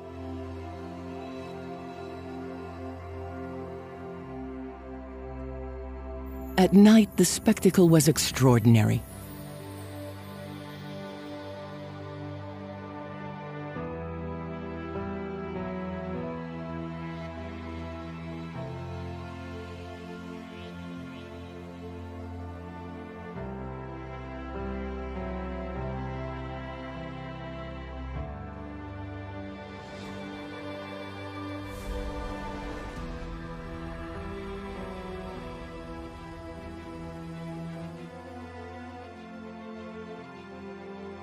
The 3 granite blocks were poured on site and were stored next to the ascending tunnel.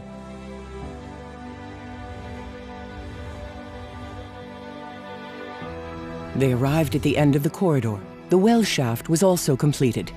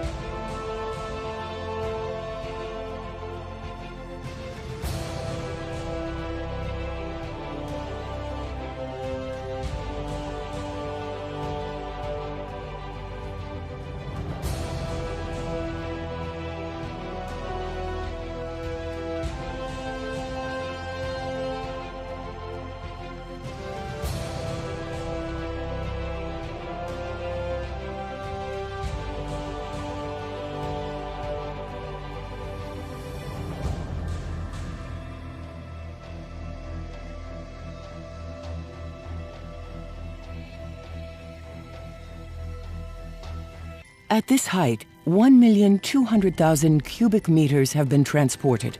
It's almost half the volume of the pyramid.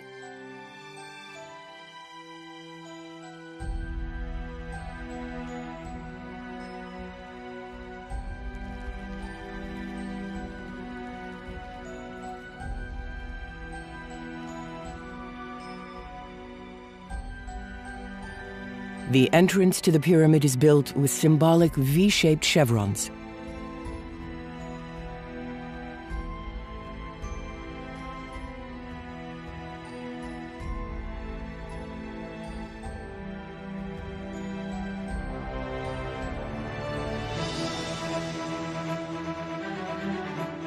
They build the horizontal corridor and then start the middle chamber.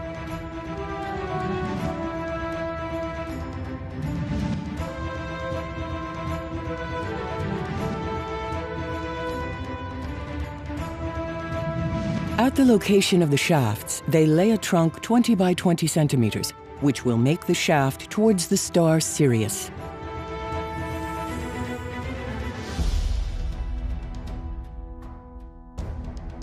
They lay the formwork molds and pour the blocks of white limestone walls.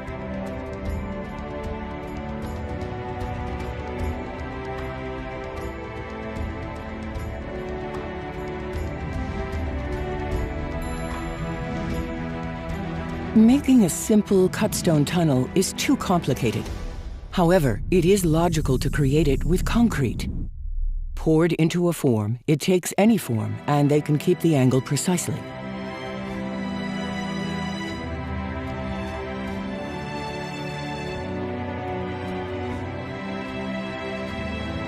They start the northern shaft and stop every few meters.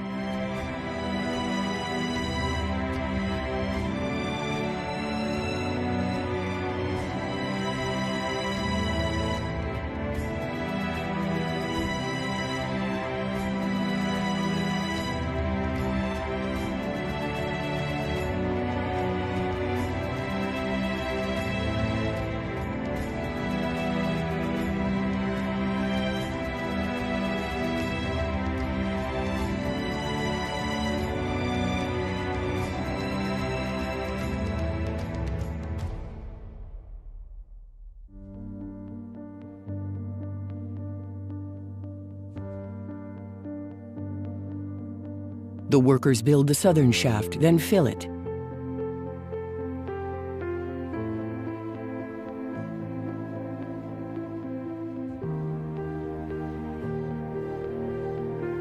They cover the horizontal corridor and the middle chamber.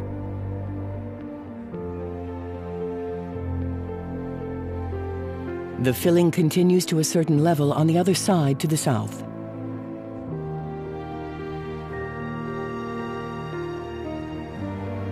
It's time to close the first passages. The passages of the extremities are blocked first, from top to bottom.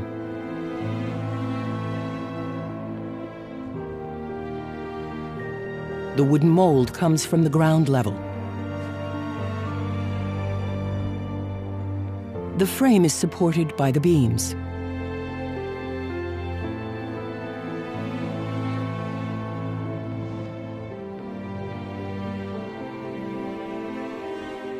The workers fill the mold with limestone concrete from the ground.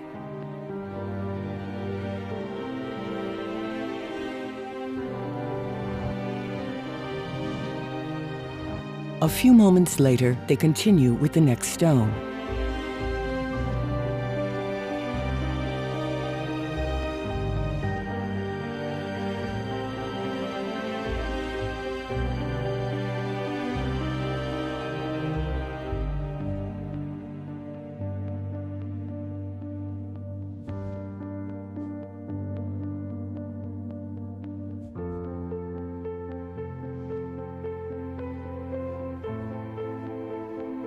This is the method that was used to close the siding throughout the construction.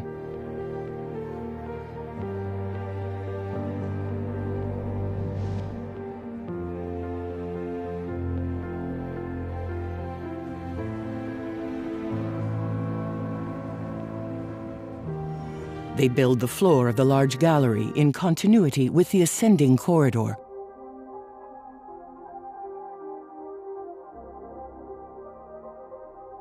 The pyramid continues to fill up, and they reach the ground level of the king's chamber.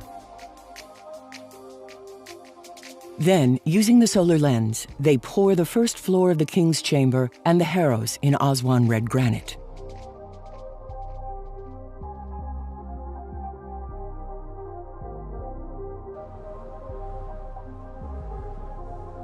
The harrows are planned based on the location of the wooden beams.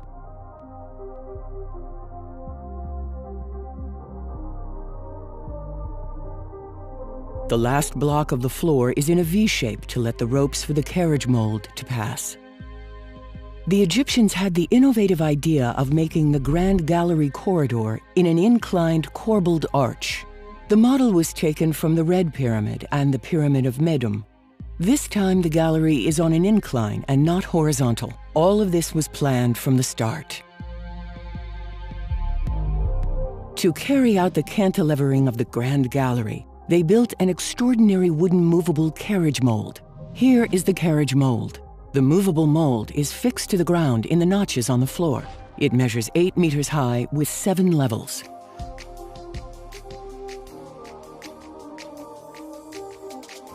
These 7 levels were used to complete the formwork mold on one side. The exterior side was completed with standard formwork molds. They start building from the bottom up. The movable mold is in place. They close the mold on the other side and then pour limestone into it. They continue like this for the upper floors. They pour the last block and the ceiling. At the same time, the rest of the team can continue to fill on either side. While the limestone is drying, workers install copper notches. This explains yet again that it is limestone concrete and not cut stones. Structurally, these copper notches hold nothing. The Egyptians knew this very well.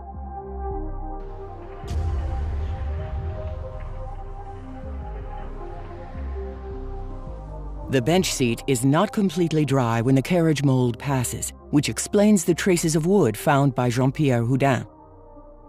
Houdin found a kind of elevator.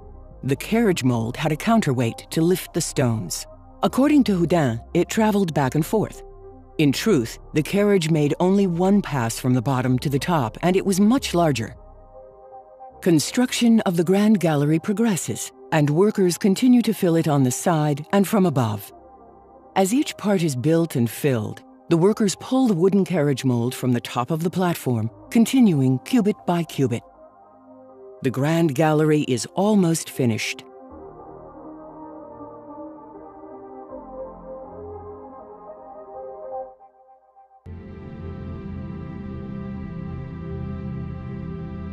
The dimensions of the king's chamber are 10 cubits by 20 cubits and 11.18 cubits high. Some may assume that the simple-minded Egyptians said to themselves, "Let's make the king's chamber 2 simple cubes side by side, and that's that. Nothing special." Really? Indeed, it is this little 11.18 cubits which makes us once again discover in a spectacular way the scientific level reached by the Egyptians. The 4 universal constants, pi, golden ratio, royal number, and meter, are merged in the most perfect and incredible way. If we connect the corners of the room with lines, we discover that the perimeter of the room is 31,416 meters, or pi in tenths of a meter. The sum of the 3 sides of this triangle is equal to 52.36 cubits, the royal constant. This triangle is the sacred triangle of Isis, 3, 4, 5. And now, forget the units of measure, the meter, the cubit, the inch, the yard, the mile, etc. The Egyptian idea is to express the number 100 by building the room with 100 stones. They selected 7 numbers used to obtain a total of 100 stones. They calculated their square roots. Then the golden ratio, phi squared, multiplied by the square root of 4, 5, 9, 16, 20, 21, 25. in order to show us 4,500 years later that these equations are correct. Using the results of these equations, they built the room in meters. This demonstrates that the king's chamber is built directly with the sacred standard, the universal, the centimeter. This is the scientific level of the Egyptians. Here is what we know, they tell us. They did not engrave the equations in hieroglyphs, but instead used mathematics to express their knowledge. Here, everything is made of unalterable granite, so that this message does not move by 1 millimeter over time. This message, this scientific feat, will envelop the soul of the leader of this great civilization, the leader named Khufu.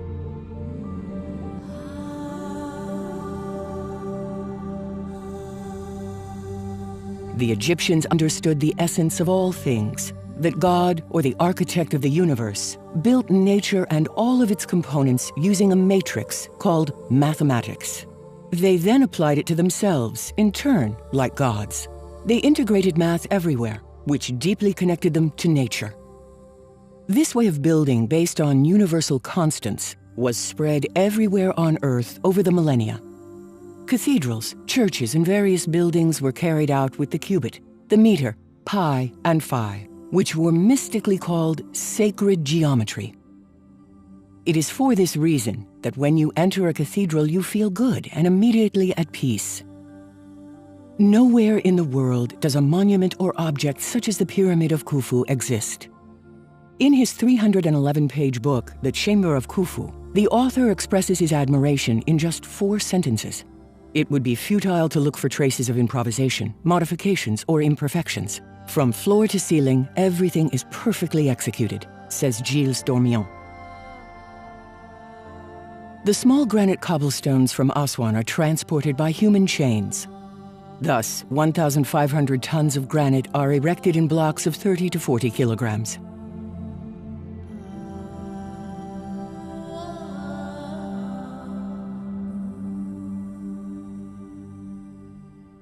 The sarcophagus is built first, then the tunnel openings, the north and south walls, and finally those of the west and the east. The sarcophagus is made with a sliding cover with 3 peg holes which, pushed to the bottom, release the nails and make the final closure. Khafre adopted the same solution for his sarcophagus. The workers laid the clay mold and poured the granite lava. They used clay beams for the walls of the shafts. A few days later, once the walls had cooled, they removed the clay. The construction of the room lasted 3 to 4 months. Cutting granite to make such perfect walls in that time is just inconceivable. However, it is entirely possible with molten granite.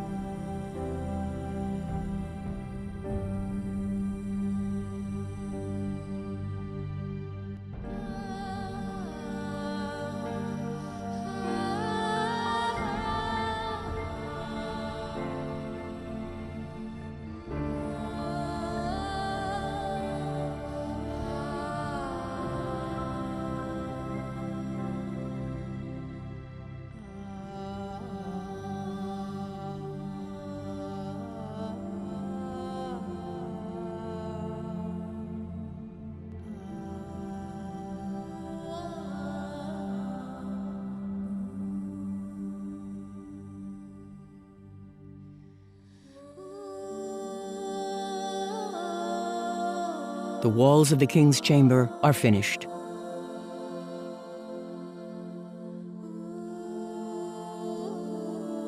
The 2 shafts target the stars of Sirius and Alnilam.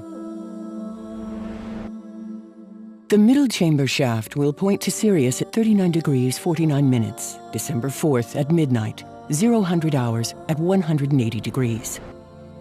Alnilam is at the heart of the Orion constellation. The king's shaft will target Alnilam on November 11th, also at 0000 hours to 180 degrees. Note the breathtaking precision of the sky measurements, knowing that the stars move. If this is all chance, then all the science we know today belongs in the trash. The celestial hemisphere was cut in 360 degrees. the sky is in constant motion and never looks like the next era or the previous. To immortalize the era, the date of the reign and that of the king's death, the date of the construction of the pyramid and the memory of all who worked there, they used the sky configuration of that year. This gives us precisely the date of the construction of the Great Pyramid between 2560 and 2550 BC. 50 years later or earlier, the shafts would never be aligned again. This means that they had a thorough knowledge of astronomy. The Egyptians knew the hour and time.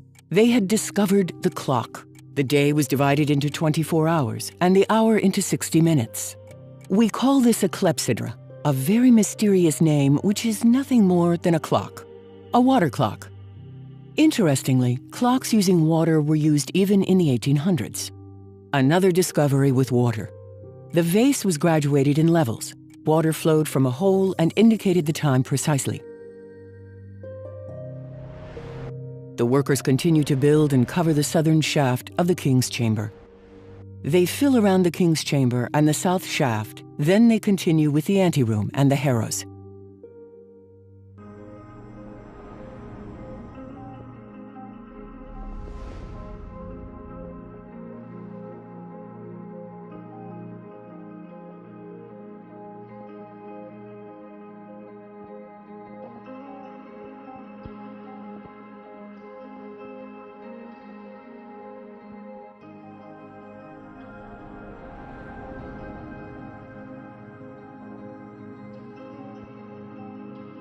The northern tunnel of the king's chamber makes a detour, then construction stops at the gallery level.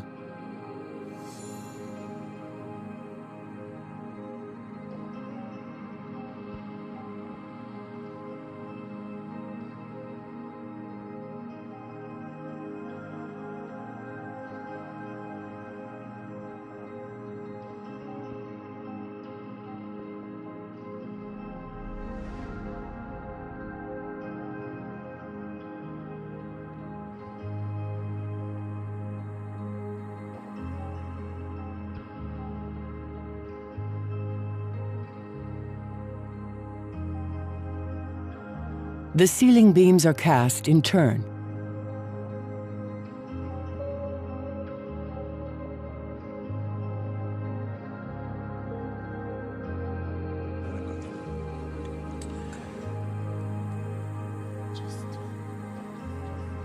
Today, we see cracks in the granite beams. According to Jean-Pierre Houdin and Dassault Systems, the accident happened when the whole pyramid was finished, which is why it was necessary to open a tunnel to check the damage. Except that once the limestone hardened, it was impossible to dig the tunnel.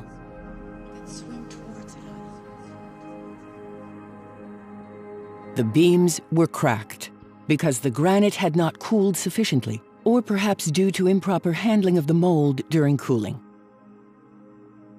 Note the traces of the wooden beams of the scaffolding, which hold the concrete formwork mold. Because of the pressure exerted by the beam and the weight of the granite, the lava underwent a chemical reaction that left traces of burns. Some beams cracked. The workers left a passage through the upper floors to observe the beams. In any case, they couldn't fix anything, just investigate. Neither a 3 centimeter nor a 300 centimeter offset can cause granite with a resistance of 120 to 200 megapascal to crack from the weight. If the weight was the cause of the crack, it would be in the middle of the ceiling beams and not at the ends. The 3 sides of the beams are straight, only the upper side is irregular. The 4th surface is very smooth. This proves that there was a formwork mold for the beams, and that the granite was poured in molten lava form. Not for a single beam, but for all the beams.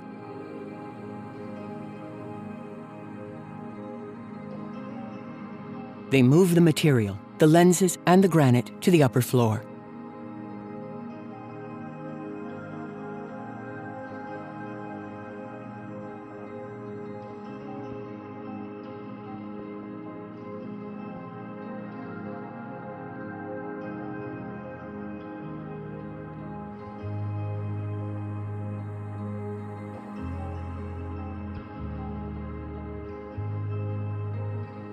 The 5 granite floors are complete.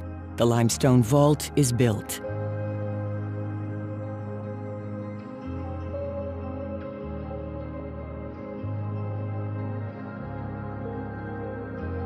Egyptologists falsely call this architectural feature weight-relieving chambers.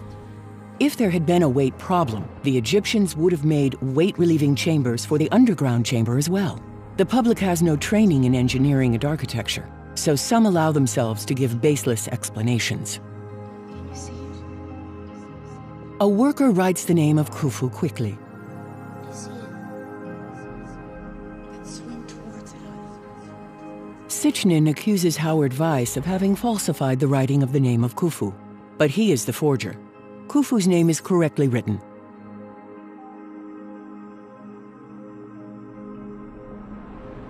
The entire pyramid is filled except here, at the location of the 2 north tunnels.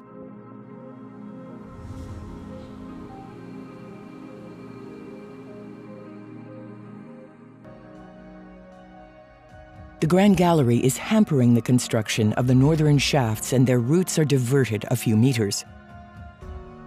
Once the precise height of 67 meters is reached, the exits of the tunnels of the middle chamber are aligned, and they build the tunnel from top to bottom. Once the tunnel has reached the other end, they fill it up to continue to the upper tunnel.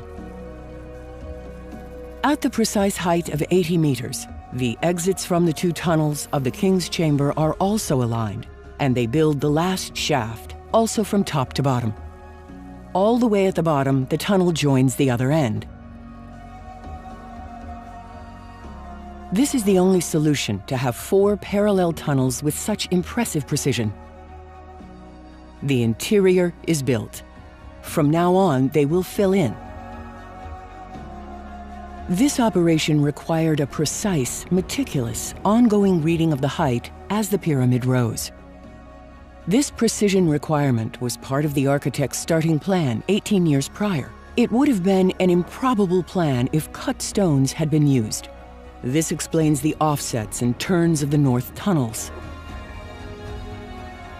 In 2017, the Pyramid Scan project announced the discovery of a large cavity which could be a big secret room. This hypothetical cavity is located at the location of the north tunnels. Indeed, there was a huge cavity which was used to build the north tunnels, but it was filled in. It is not a secret room, but a difference in density of the limestone.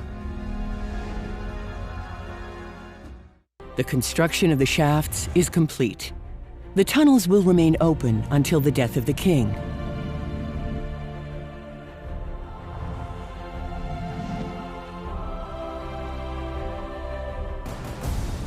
The pyramid continues to rise. They always pour the siding and then fill the inside. At this point, they have been using the same mold for 10 years. The Egyptians took good care of their tools. The passages close one by one as the pyramid rises.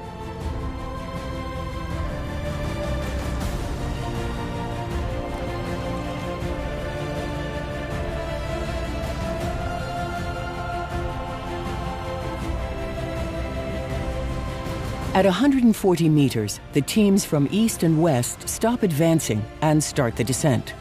They pour the apothem facing stone on the way down. Only teams from the south and north continue until the end.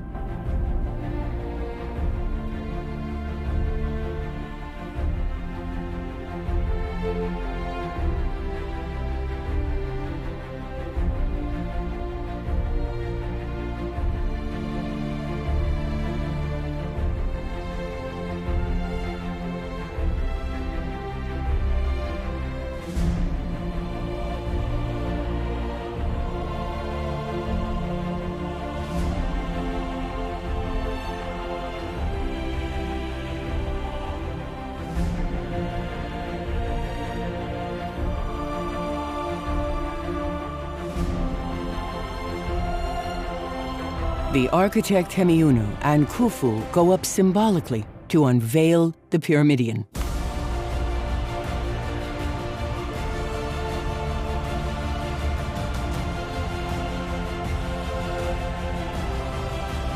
The Pyramidion is revealed. The crowd shouts with joy. 20 years of hard work for their king is coming to an end.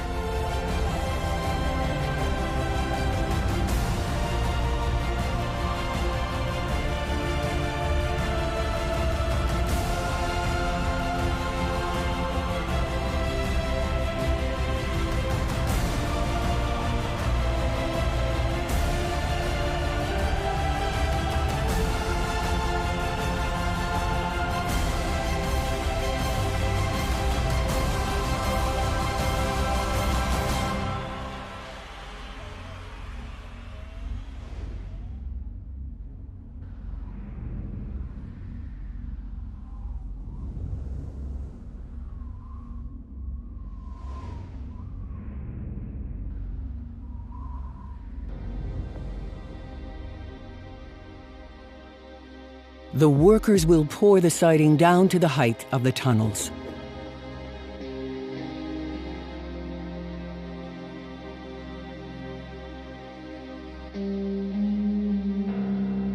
The construction of the pyramid stops there until the death of the king. Here is the evidence that this method via corridors was used. On the four sides of the pyramid, we see a depression. This is due to the large passages in the middle, not to the weight of the siding. We also see inward caving on the siding of the Medum pyramid, proof that it is installed in different stages. We see the same type of passage on the red pyramid. However, it is not built as an apothem. A 10-meter-high perimeter wall is built around the pyramid. The walls around the pyramid of Khafre were built in the same way. We see the location of the beams which held the workers' scaffolding. This is the reason why tourist access to this place is closed. The forms were laid and then the concrete was poured.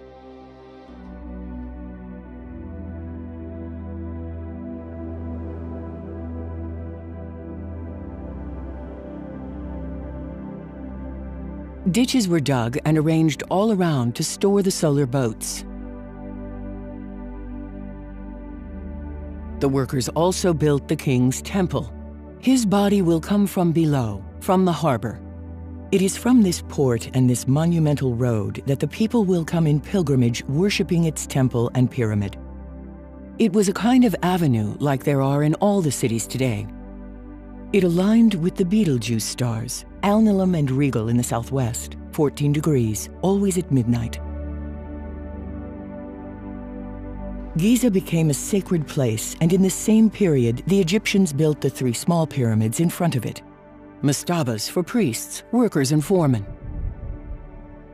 It was a great honor to have his tomb next to that of the king.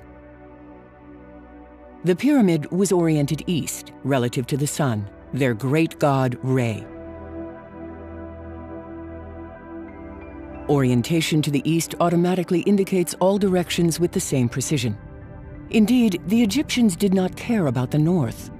There was nothing in the north apart from primitive peoples.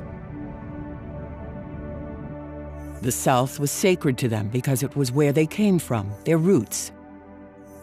It is for this reason that cities were then built up the Nile, to be closer to their origins. There is much debate over whether the pyramids are tombs, and whether the sarcophagi are intended for bodies. Many of the sarcophagi were empty when discovered. Almost all mummies, whether they are important figures in society or not, have been found in wooden coffins and not in granite sarcophagi. In Egypt, the most important god was the sun god Re. Logical, since there is no life without the sun. The Egyptians considered that each human had a small sun in him. Everyone had their own Re. They observed nature, life, death, and its cycle. The lifeless body is like an inert stone, and it decomposes and returns to nature. The soul, the Re, remained and traveled. This rule also applied to kings. The body returned to earth, the soul to heaven. Thus, the Egyptians saw in statues and temples the king's spirit, which traveled across time. The body was buried elsewhere. The spirit was immortalized in statues and pyramids. What do our loved ones leave us when they leave us? Some leave a house, others leave books, still others paintings or signatures visible in buildings. Khufu left for eternity a pyramid that brings together all knowledge, including that of the Egyptians. Soulless flesh is inert and must return to nature. Spirit and memory continue. The pyramid was a path for the king's soul to go to the heavens and the afterlife. The bigger the pyramid, the farther the king could go and find his deserved place. It is for this reason that the tunnels had to be perfectly aligned with the stars. It was not a whim of the king, but a belief. The meaning of this internal architecture is the Djed resurrection. Order, peace, Djed, and Nu shaped the human race and the universe. All the pyramids are built west of the Nile. Further proof of these Egyptian religious beliefs. The pyramid is indeed a cenotaph for the soul, a spiritual monument where the meter, the royal constant, pi, golden ratio, chemistry, time, mathematics, astronomy are all inscribed. A souvenir for generations to come. The king is dead. A large public ceremony takes place for all the people. The king's body arrives from the port.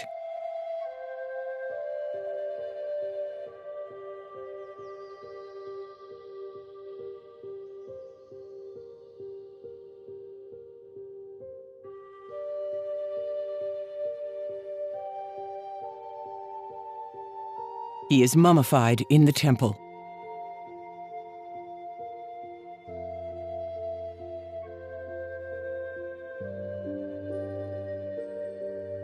The king's body is lowered into the underground chamber to symbolize procreation in the belly.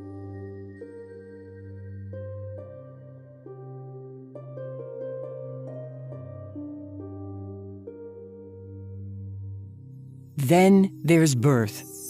It comes out of the dark and into daylight, symbolized by arrival at ground level.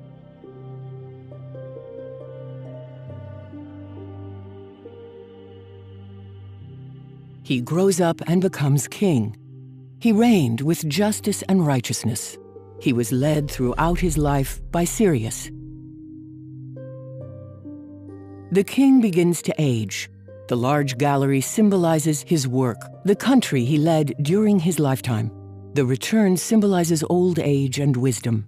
It is the last path, a kind of Passion of Christ. A ceremony led by priests accompanies the rite. The priests pull the body using the ropes for its final ascent from the granite harrows. Granite, sacred symbolism.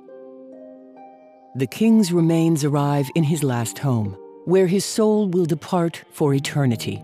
The body will remain there until Ra arrives, July 14th. His body is placed in the sarcophagus, and his boat is buried in front of his pyramid. While waiting for Ra, in order to fight the darkness, the king's soul went out at night thanks to the shafts, so his soul could navigate the heavens.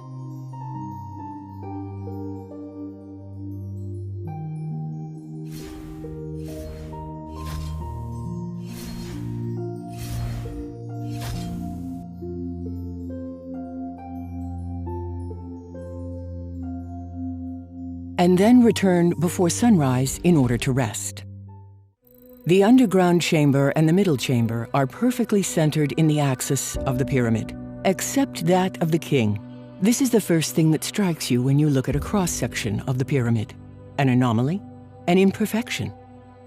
No. It corresponds to a specific ritual.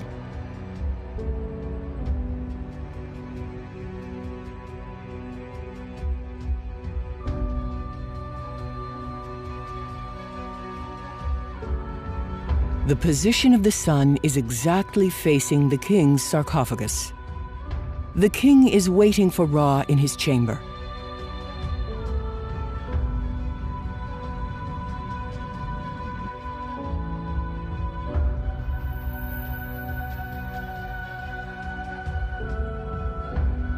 On July 14th, Ra comes to seek the soul of the king.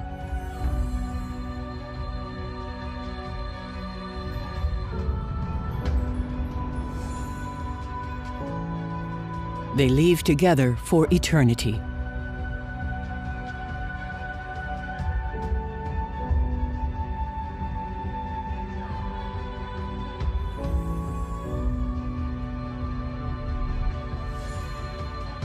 The body is soulless.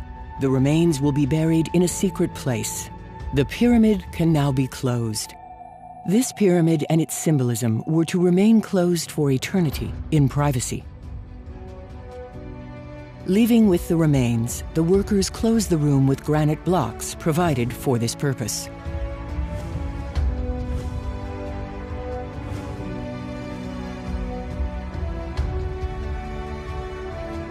The workers leave a dolerite ball and a copper hook as a souvenir in the middle chamber. Then they plug the holes. They move the 3 granite plugs to close the entrance and fill in the empty space around them. They take the exit from the well shaft built 15 years earlier. They descend to the level of the grotto and place the block of granite behind them. They descend to the basement and they close the underground chamber with another block of granite. They climb to the surface. Outside, they lay the facing stones on their way and seal the entrance. And so, the pyramid is closed.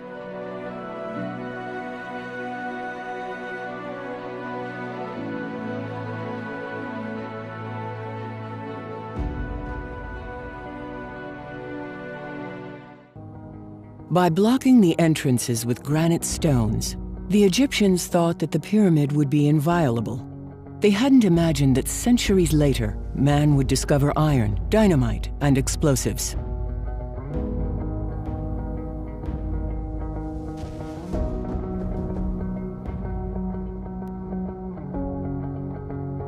Is this, or isn't it, Khufu's cenotaph?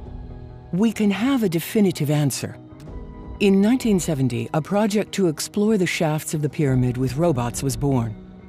It's the Jedi project.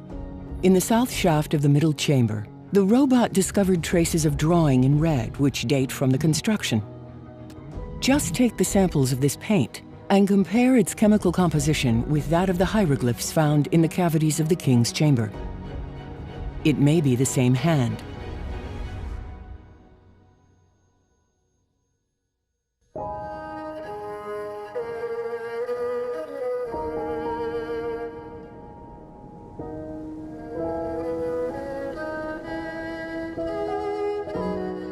The greatest architect in the history of humanity is Fehmi, the one who designed the Khufu pyramid, with less than 1% error.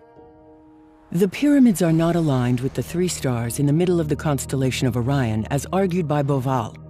The Alnitak star falls 150 meters outside the Menkaure pyramid. 150 meters of error is huge and unlikely compared to the accuracy of the alignment of the pyramids to 1 centimeter. The 3 pyramids are aligned with the Betelgeuse stars, Alnilam and Rigel. The correlation is perfect. We see a form of egocentrism in Khafre, who wanted to outdo his father. He built his pyramid as large as that of his father. He positioned it so that it corresponds with the heart of the Orion, the star Alnilam, obliging his son Menkaure to line up with the Rigel. Khafre also built the main roadway in alignment with the night rising of Alnilam.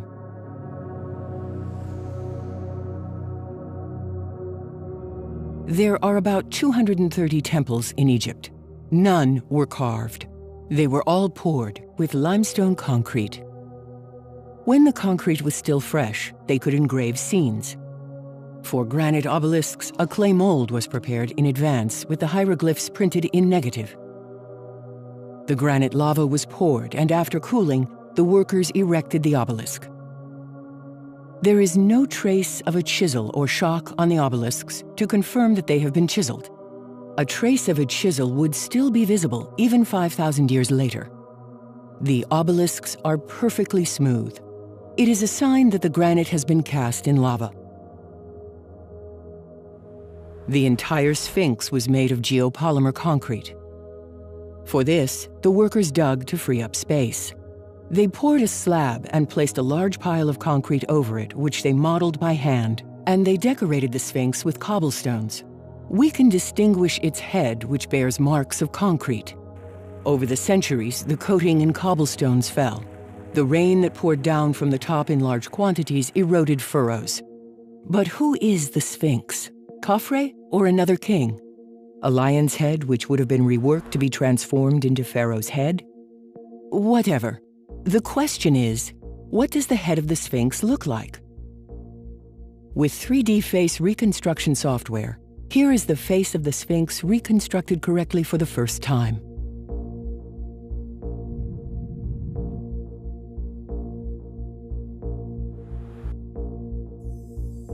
No comment. Since they were black, it makes sense to make a sculpture in their image. Like a painter who paints his god in his image, the Egyptians made the Sphinx to theirs. It is hard to imagine white Egyptians making a sculpture of their god or their king with a Negro profile. Yes, you heard the word Negro. It is unfair to show you a recipe without showing you the real chef of this monument. Look at all this sculpture. You'll notice one thing.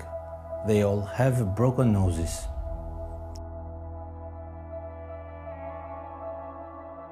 If one observes the statue and frescoes, the resemblance is striking. The nose, the big lips. Indeed, many statues have a broken nose because they had, as they say, a Negro noses. Herodotus said that Colchion was a colony of the Egyptians because they had black skin and curly hair. Book 2, Euterpe. The Colchians were an African colony which migrated to settle near the Black Sea. Aristotle also spoke of the Egyptians, describing them as excessively black. Those who are excessively black are cowards. They are the Egyptians and the Ethiopians. The Greek use 4 words to say black: dark brown. Keleinos, eremnos, aiton, and melas. Melas is the most complete physical black.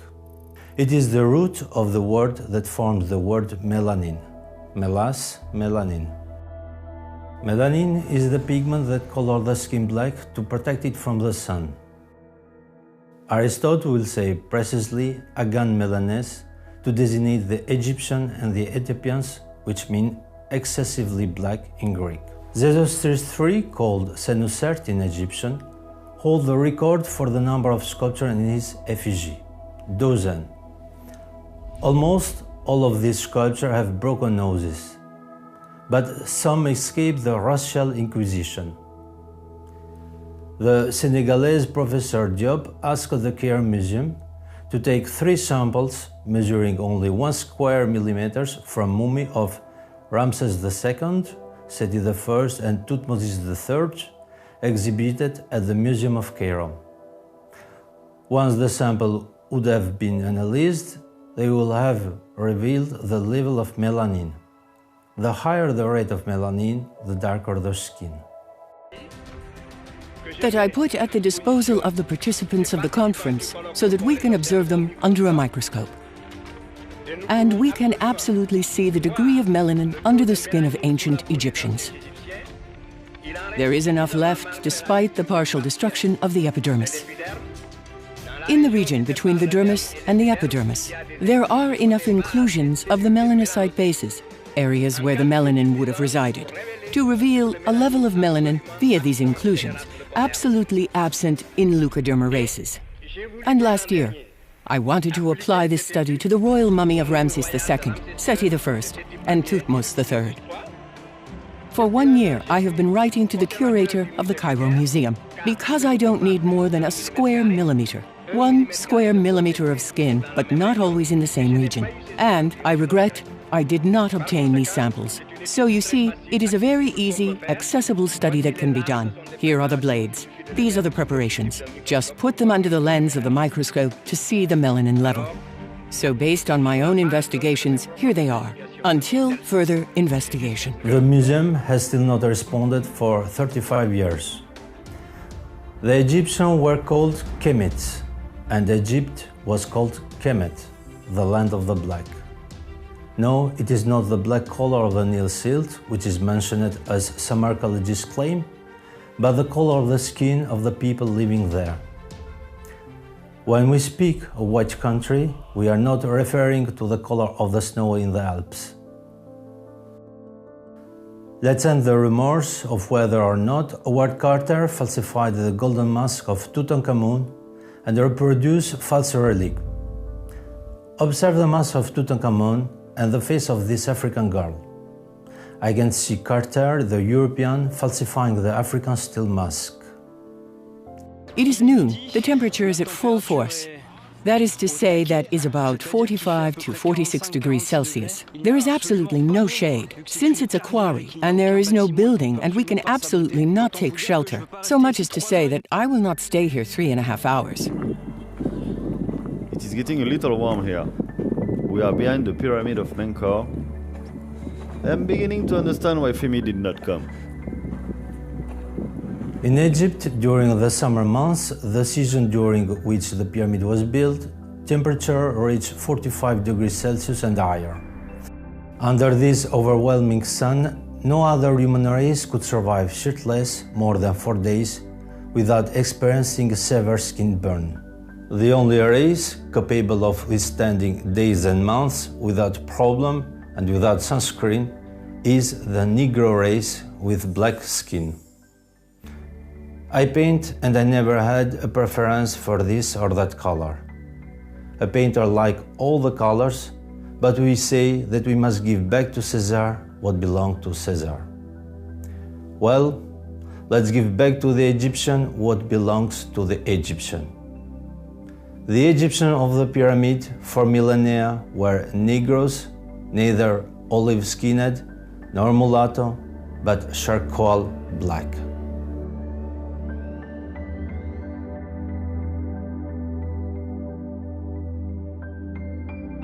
The Egyptians memorialized and imprinted their negritude in granite and quartz for eternity. What must we do? Destroy them to erase this era of humanity? Hide them? Speak out? Say nothing? Ask yourself these questions. For better or for worse, this story does not end there. It can cross anyone's mind to draw this shape. Nothing exceptional. On the planet, the probability that there are two civilizations which know how to make concrete in its chemical complexity, to smelt copper, and to attach them symbolically with the same shape is unimaginable. Yet thousands of kilometers separate them and the ocean. An investigative detective will tell you it was the same person, the same hand that made them. The mystery is solved until proven otherwise. Technically, these staples do not connect anything and do not strengthen the stones at all. The Egyptians knew it. It is a religious element. Egyptians spread it everywhere on Earth. In at least 2590 BC, Hedda, a court scientist, saluting these companions who were going towards Lebanon to look for oak wood, noted that the boats disappeared after a few minutes, diving below the horizon. However, the distance is not great. The human eye looks much further. He realized the extraordinary. The Earth is round. Expeditions were prepared. The Egyptians then left to explore the Earth. They knew that they cannot get lost. Since the Earth is round, they can always return to the starting point. The Egyptians knew navigation systems and infallibly mastered orientation. They had tools for universal measurements of distance and time, the stopwatch. The boats were fast and efficient. They were equipped to go discover the world. At the time of Herodotus, circumnavigating Africa by boat had become a promenade. When he stopped digging the canal which joined the waters of the Nile to the Arabian Gulf, Necho sent the Phoenicians on ships with orders to return through the columns of Hercules into the Septentrional Sea and back from this way in Egypt.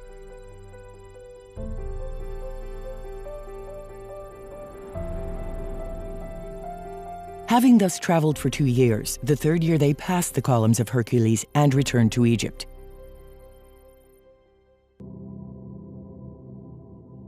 Thousands of Egyptians traveled to America, now Guatemala, for the first time between 2000 and 3000 years BC. But not only the Egyptians, many other Africans accompanied them. Imagine, you are Mayans and you want to build a building to commemorate the dead or the gods. You observe and copy nature. You make graves in a circle, square, and all kinds of shapes. the last shape that comes to mind is that of a pyramid, and even less with tunnels passing underneath as in Egypt. Recent analyses of Egyptian mummies have revealed traces of cocaine. The coca grows only in America. In addition, you must imagine them observing and measuring the equinoxes and solstices to align the pyramids. The Egyptian calendar started on July 14th, plus 5 days of celebration. That of Mayans also started on July 14th, plus 5 days of celebration. Then find the chemical formula for making concrete. By comparing the buildings of America and those of Egypt, the resemblance is striking, like 2 drops of water. Stronger evidence? What if we measured the pyramids of Central America? Before watching this film, the discovery of the standard of universal measurement, the meter, was a secret. It was complicated and abstract to find this universal standard. Now you know how the meter was invented by the Egyptians. And now the ultimate. The Egyptians who arrived here on the other side of the world built a pyramid with the meter and pi. The base of the Pyramid of the Sun measures 220 meters. Converted into units of inches, feet, or from yard, it becomes difficult for workers. In meters, the numbers are whole. The diagonal of the pyramid is pi in meters. The base of the pyramid, 220 meters, divided by the height. That is to say, 70 meters. The result is pi, 3.1428. Compared with Khufu, pi, 3.1429. The error is 0.0001%. The layout of the other pyramids is also in integers, in meters. The geometry of the Tikal pyramid is exactly that of Khufu. In 1983, archaeologist Garth Norman discovered that the Egyptian royal cubit was used by the builders in the edifices of Central America.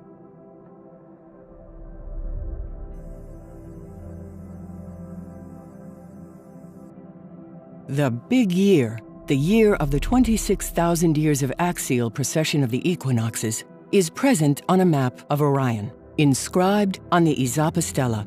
The idea that a pre-Mayan people, or that the Mayans found and developed alone, isolated from the rest of the world, meter, pi, royal cubit, geopolymer concrete, and solar energy to melt the stone, is totally excluded. The probability is 0. On the other hand, we see here indisputably the same fingerprint, the same civilization, Egypt. 12,000 kilometers separate Egypt from Mexico. How did they manage to cross 7,800 kilometers of ocean? Between 2,000 and 3,000 years BC, the Egyptians crossed the Mediterranean, passed through Malta, refueled in Spain, and crossed the Atlantic Ocean in a straight line to get to Yucatan.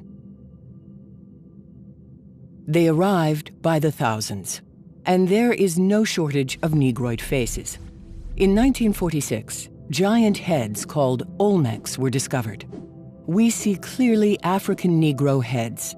The African Olmecs were discovered in Central America, at the very place where the pyramids were found. It is the Egyptians' landing place. The Egyptians may have crossed the ocean via a land bridge, a continent in the middle of the Atlantic Ocean. When Plato indicates Atlantis after the columns of Hercules, in other words, after the Strait of Gibraltar, it is very likely that he is right.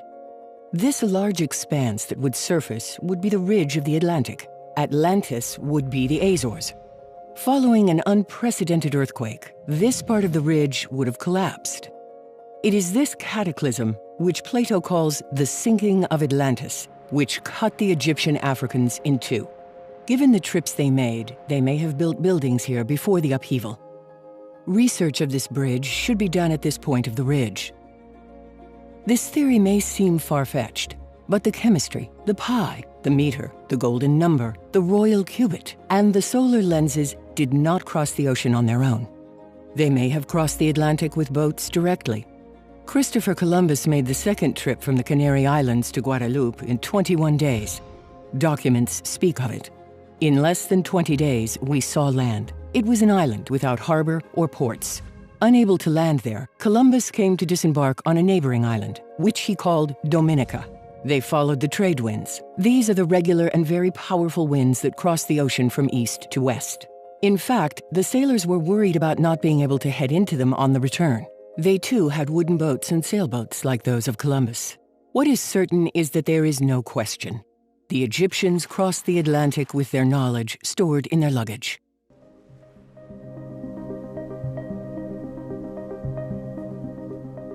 Hé, Max! Tu te souviens comment on a commencé? Tu m'étonnes. On a mis des années. Pendant 1 an, dans le grenier de la maison, on s'est construit une pirogue.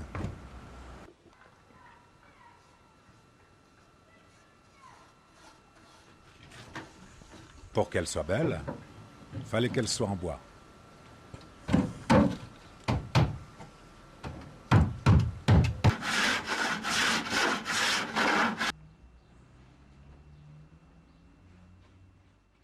Et voilà le travail. Elle mesure 6,50 m de long et pèse 300 kg avec son balancier. Pour tester notre yacht, on ira à Lanzarote aux îles Canaries. Et après, on se tapera 6500 km d'Atlantique sans aucun instrument. On visera l'île de la Désirade à la Guadeloupe. C'est une île minuscule, elle ne fait que 10 km de long. Les étoiles, ça fait très longtemps qu'on les regarde.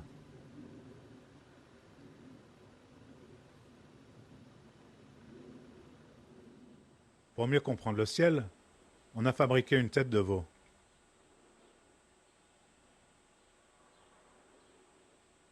Normalement, c'est ça le ciel qu'on verra, si on est à la bonne latitude. Et ça, c'est la croix du Sud.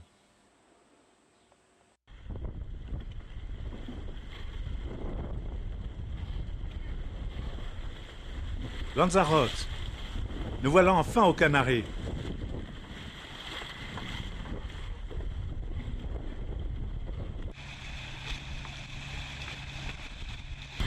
Ça y est, on est parti. On n'a pas de boussole à bord et pas de montre. Pas de lock et pas de sextant. Il n'y a pas de radioémetteur ni de transistor, ça pourrait nous donner l'heure. On n'a aucune carte et pas un bouquin, même pas un guide des étoiles. Et notre réchaud, on l'a laissé aux Canaries. On mangera froid.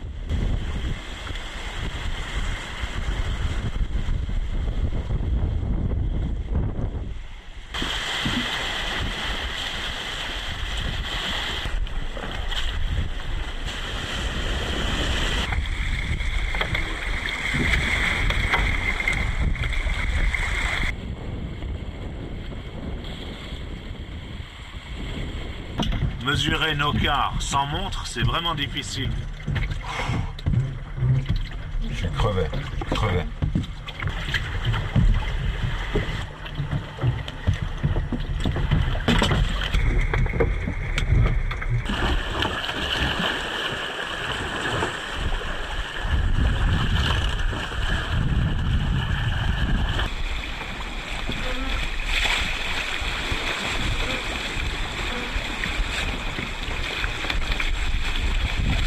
Et on pense faire du sud-ouest jusqu'à pendant une dizaine de jours.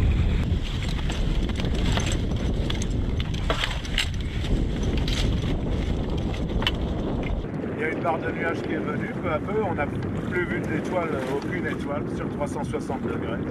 Elles ont toutes disparu. Le vent a forci et on s'est arrêté. On ne sait plus du tout où on est. On va pas aller nulle part. On est stoppé. On attend. On attend. Ça, je se bat.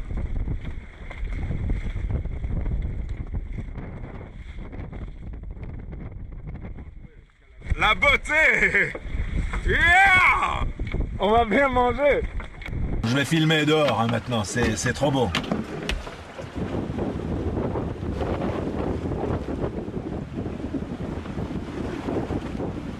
On s'amuse bien nous deux en pleine mer.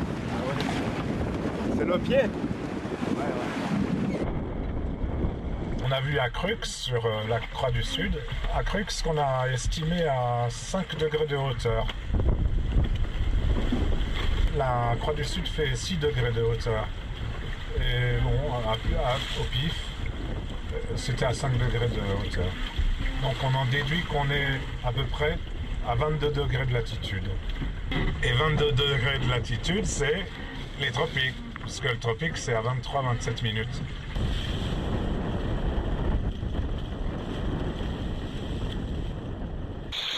On n'est pas prêt parce qu'on a passé une nuit de chien avec assez peu de visibilité. Et on n'a jamais vu la Croix du Sud au sud. Il y a trop peu d'étoiles. On a beaucoup de mal. Et puis surtout, on a du mal à dormir.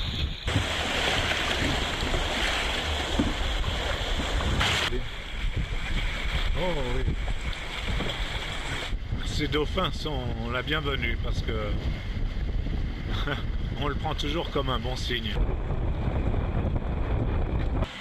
La mer commence à se calmer et c'est pas trop tôt parce qu'on avait une mer très hachée, très hachée, très dure physiquement.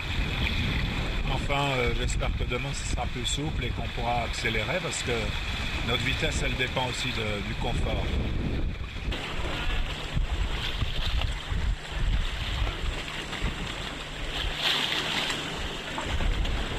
Et on est content. On est content parce que on vient d'attaquer la deuxième partie du parcours.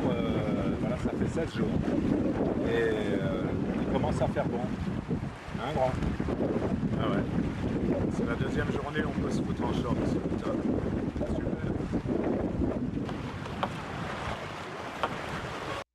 On n'avance pas parce qu'on met pas de toile. On avance à 4-5 nœuds au lieu de filer à 8 nœuds. Parce que dès qu'on est à 8 nœuds, on craque nerveux. On craque nerveux. Là, c'est vraiment dur. On ne sait pas quand on arrive. On n'ose plus mettre de toile. Ça va pas quoi. On va lentement, on essaye de se reposer. Alors maintenant, on a décidé de se raser parce que comme ça, ça ira mieux. Hein, parce que si on est plus beau, ça va mieux.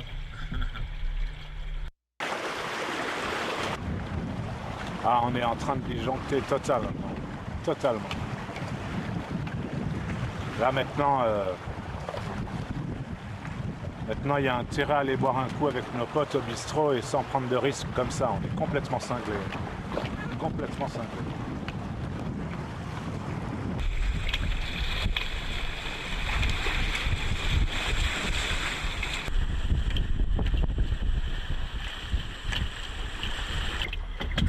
Qu'est-ce qu'on va faire demain? On est complètement cinglés. Bah, surtout toi. Hein. Non, toi aussi, tu es complètement cinglé. Qu'est-ce qui nous pousse à faire des trucs comme ça? On est complètement cinglé.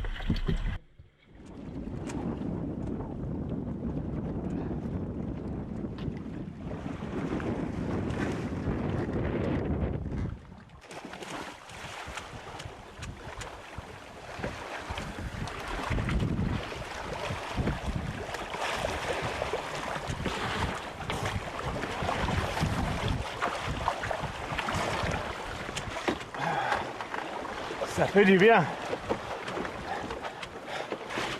C'est pour fêter. Cette nuit, on a vu la Croix du Sud et en dessous, les 2 étoiles de la Mouche. On est à peu près à la bonne latitude. Il y a un putain qui nous a filé une bouteille de pif avant le départ.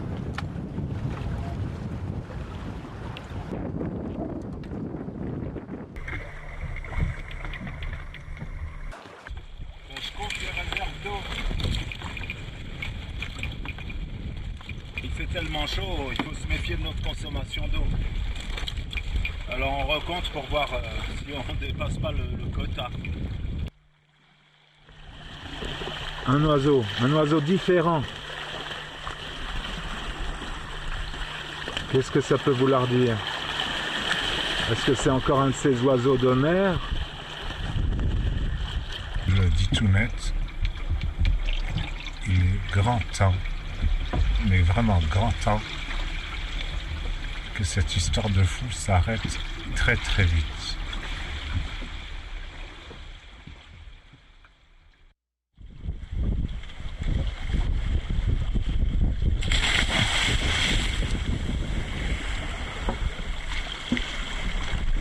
Il y a une île, il y a une île! Regarde! Regarde là-bas! Je vois rien. Mais si, c'est pas un nuage. On n'a rien cassé, on n'a rien cassé, c'est super. Et alors quelle île c'est? Quelle île? Quelle île? En tout cas, moi... C'est la Désirade.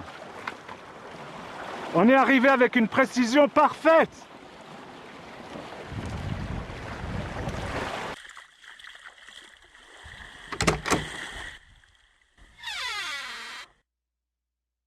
Hé Max, qu'est-ce qu'il disait Edgar Poe? Il disait « Ceux qui rêvent le jour auront toujours un avantage sur ceux qui ne rêvent que la nuit ». These mysterious people called Olmec are Afro-Egyptians. The Olmec heads are also made of concrete. What impressed me was the Ethiopian type it represents. I reflected upon it, and indubitably there had been blacks in this country, and it had been during the earliest ages of the world. Once settled, they developed a writing similar in shape and meaning to Egyptian hieroglyphics. Far from Africa, the Egyptians invented a new variation of writing resembling their hieroglyphics. They continued to develop their beliefs and knowledge, thanks to the memories of their distant ancestors. On Stela 5 of Izapa, the Tree of Life, we see the 3 pyramids of Giza with the temples in front, the waves symbolizing the trip to America, and the roots of the tree, their descendants. And finally, the great apocalyptic wave. Here are details of the stelas E and D of Quirigua. The 2 figures have the same posture holding the scepter, and all 3 have the same type of beard as that of Tutankhamun. The Native Americans had no beards, not to mention broken noses. On the architecture side in America, as in Egypt, the workers applied the same construction method of pyramids and temples. All life was organized around them.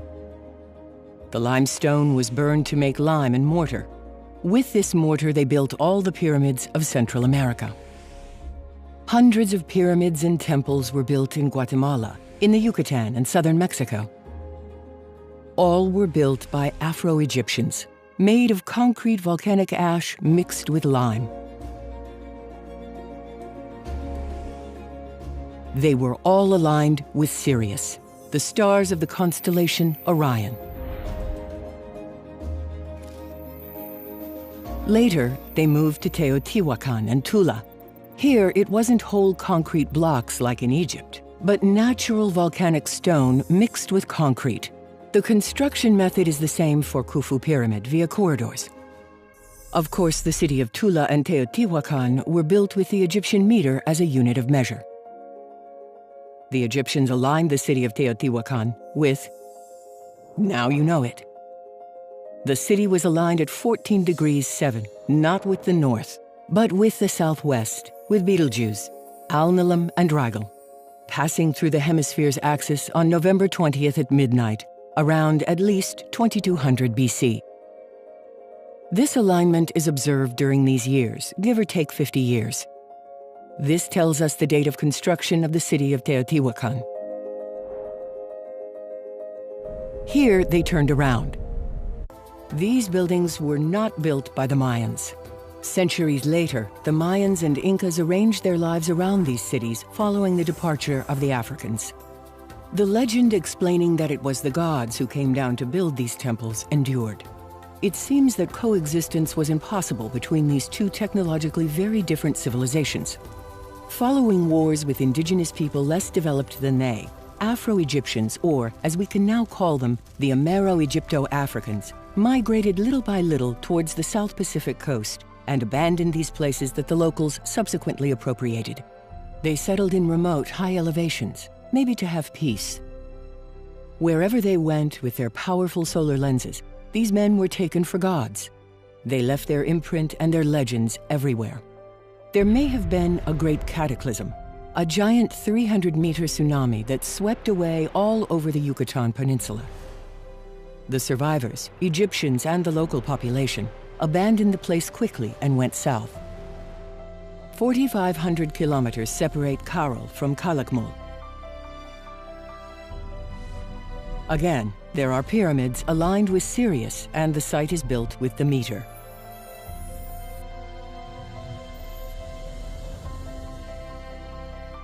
The journey continues towards Machu Picchu. The Machu Picchu buildings fascinate everyone. The whole site was built in poured andesite and granite, melted into lava thanks to the solar lens. We had to measure to see if we could find the Egyptian royal cubit. Not one stone from the magnificent walls of the sites of Ollantaytambo, Pisac, Cuzco, or Sacsayhuaman were cut. These sites were built by Afro-Egyptians with the solar lens. After their departure, the Incas continued to maintain them, but with a rudimentary technique. The technological gap is obvious. The Temple of the Sun, Corincancha, a masterpiece, is also made of molten volcanic andesite stone. There too, a surprise awaits. In Peru, in the city of Cuzco, there is a temple called Corincancha. This is a major temple, and I measured its dimensions. It's 10 meters wide on the outside. Each wall is 1 meter thick, making an enclosure with an interior 8 meters wide. So here, on the other side of the Atlantic Ocean in Peru, we have a temple with metric units. Here is how the Egyptians reasoned. Pi is divided by the first 10 whole numbers.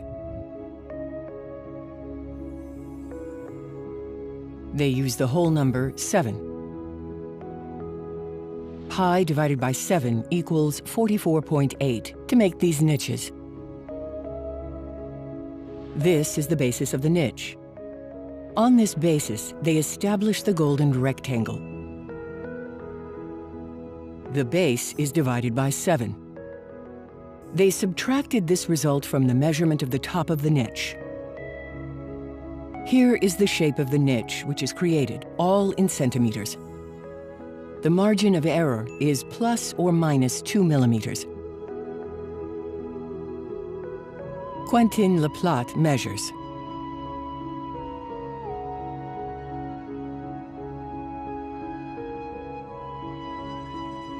Frankly, given the geometry applied, do you still think that these builders are the Incas?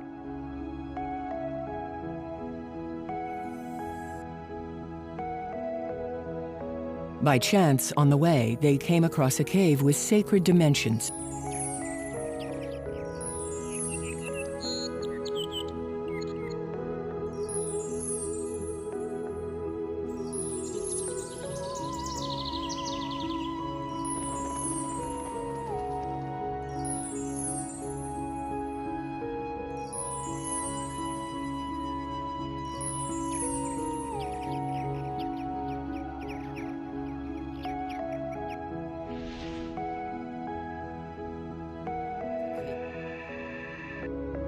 They built a single door, the past.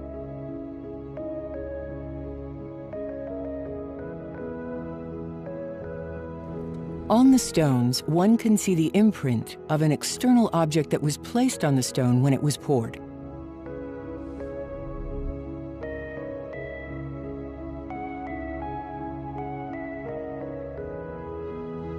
The concentrated ray sometimes burned stones due to an error in handling the lens.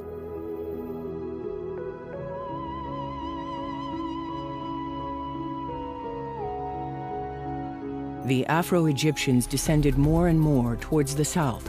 Their migration continued towards the Titicaca region. The same technique was used in Tiwanaku, the Sun Gates, and the Temple of Kalasasaya.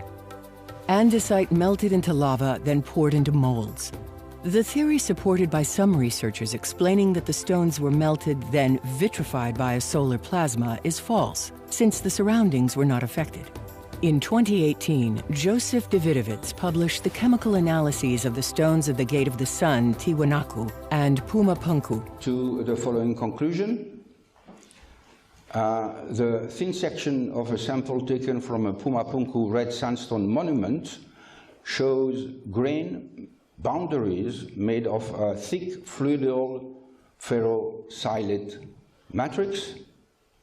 To our knowledge, this feature is very unusual in sandstone formed geologically.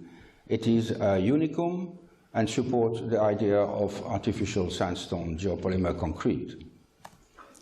We have blocks, concrete blocks, there. 1,400 years old sandstone geopolymer concrete. But in addition, we have smaller elements that are lying there, which have puzzling structures. And they are made of andesitic rock, volcanic rock. And they are really puzzling. They have a Mohs hardness between 6 and 7, that is like quartz. And they did not have any tools. And this is generating crazy news about the fact humans were not capable of doing this.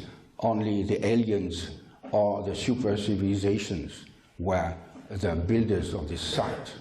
When you go to Peru, when you go to Bolivia and ask touristic guides, this is what they are telling you. How were such perfect cuts made with simple stone tool, with a material that is so hard?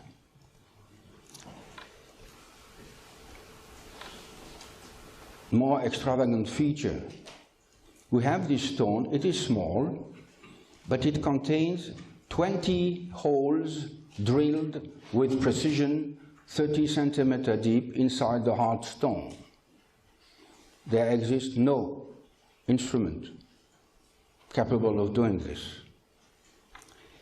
Our scientific investigation was carried out with a thin section, scanning electron microscopy, and for scanning electron microscopy we were surprised to find features like these ones,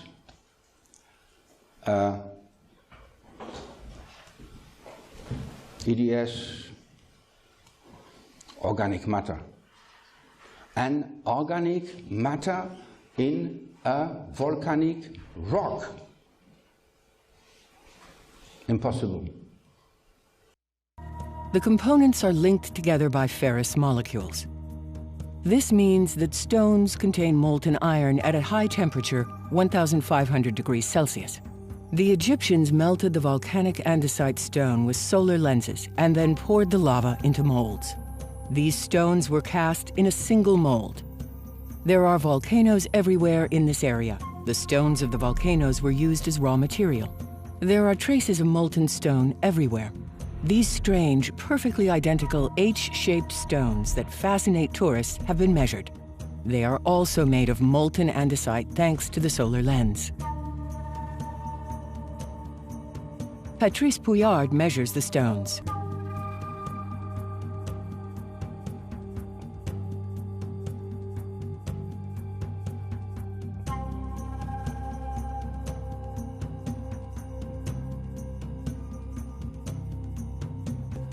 One-meter stack. Pumapunku stones measure precisely 1 meter and 00 millimeters. That's undeniable proof that the Egyptians came here. No astronaut or alien came here, but the Egyptians with the meter and their solar lenses. No ultra-sophisticated machine cut these stones, no alien. They are molten stones, as was the Aswan granite, shale and quartz in Egypt.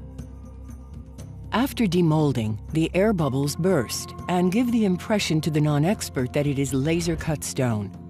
The natives transmitted the legend that it was the gods who had built the temples. Yet, viscerally, the symbol of solar lenses is present everywhere. We can clearly see the rather rudimentary restoration done late by the Incas with rough stones loosely laid. The Afro-Egyptians left and their technology was lost, and the locals returned to the Stone Age. There is a site, or rather an extraordinary site, called the Samaipata Fort in Bolivia. Here, they melted red sandstone rock to achieve a wide variety of shapes, animals, niches, and canals. They went up towards Nazca. You will arrive on a plain where you will see gigantic animals drawn on the ground, the largest drawings on Earth. This is where one finds the path to cross to the large body of water. Down there, you follow the two parallel lines. At the time, sea level was about 100 to 150 meters lower than today. Hundreds of islands were therefore exposed. Here is the landscape as it was a few thousand years ago. Afro-Egyptians must have been fewer than 1,000 or 2,000. They made the decision to leave the continent to go to these islands. From the Nazca coast, they crossed 80 to 100 kilometers and reached the first island. Then they traveled from island to arrive at Easter Island.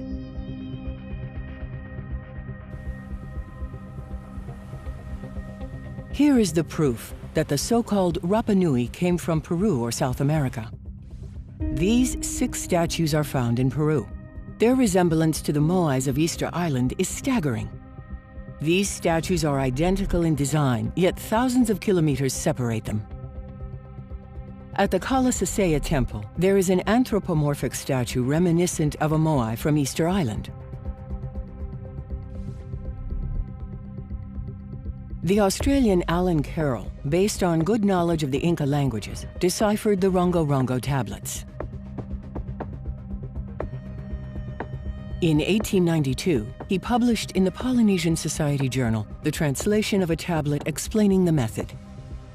He concluded that the scribes who wrote these tablets came from South America.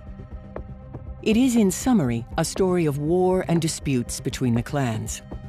Catherine Rutledge organized an Easter Island expedition and unearthed 2 Moai statues.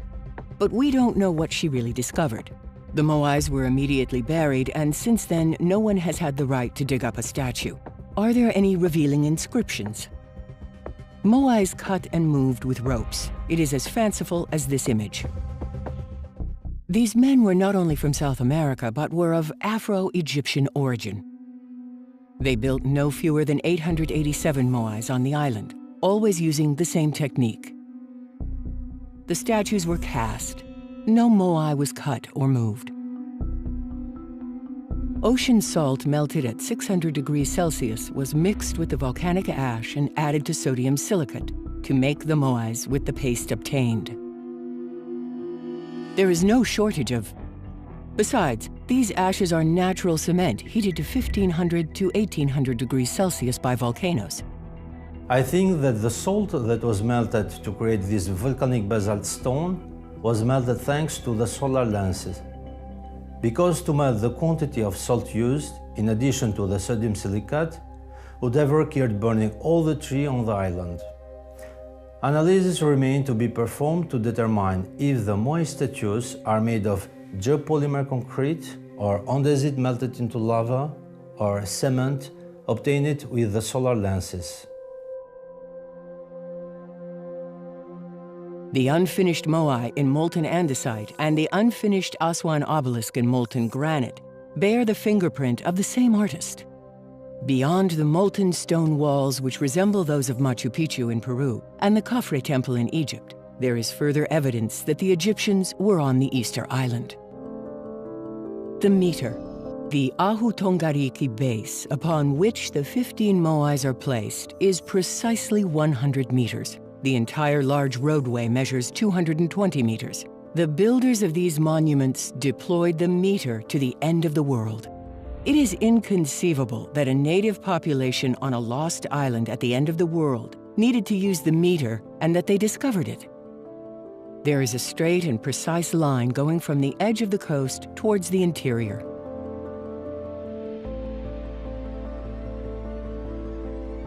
This line is pi, 3.14 kilometers. Garth Norman found the Babylonian cubit on a Moai sculpture. Perhaps we will also find the royal cubit by taking other measurements.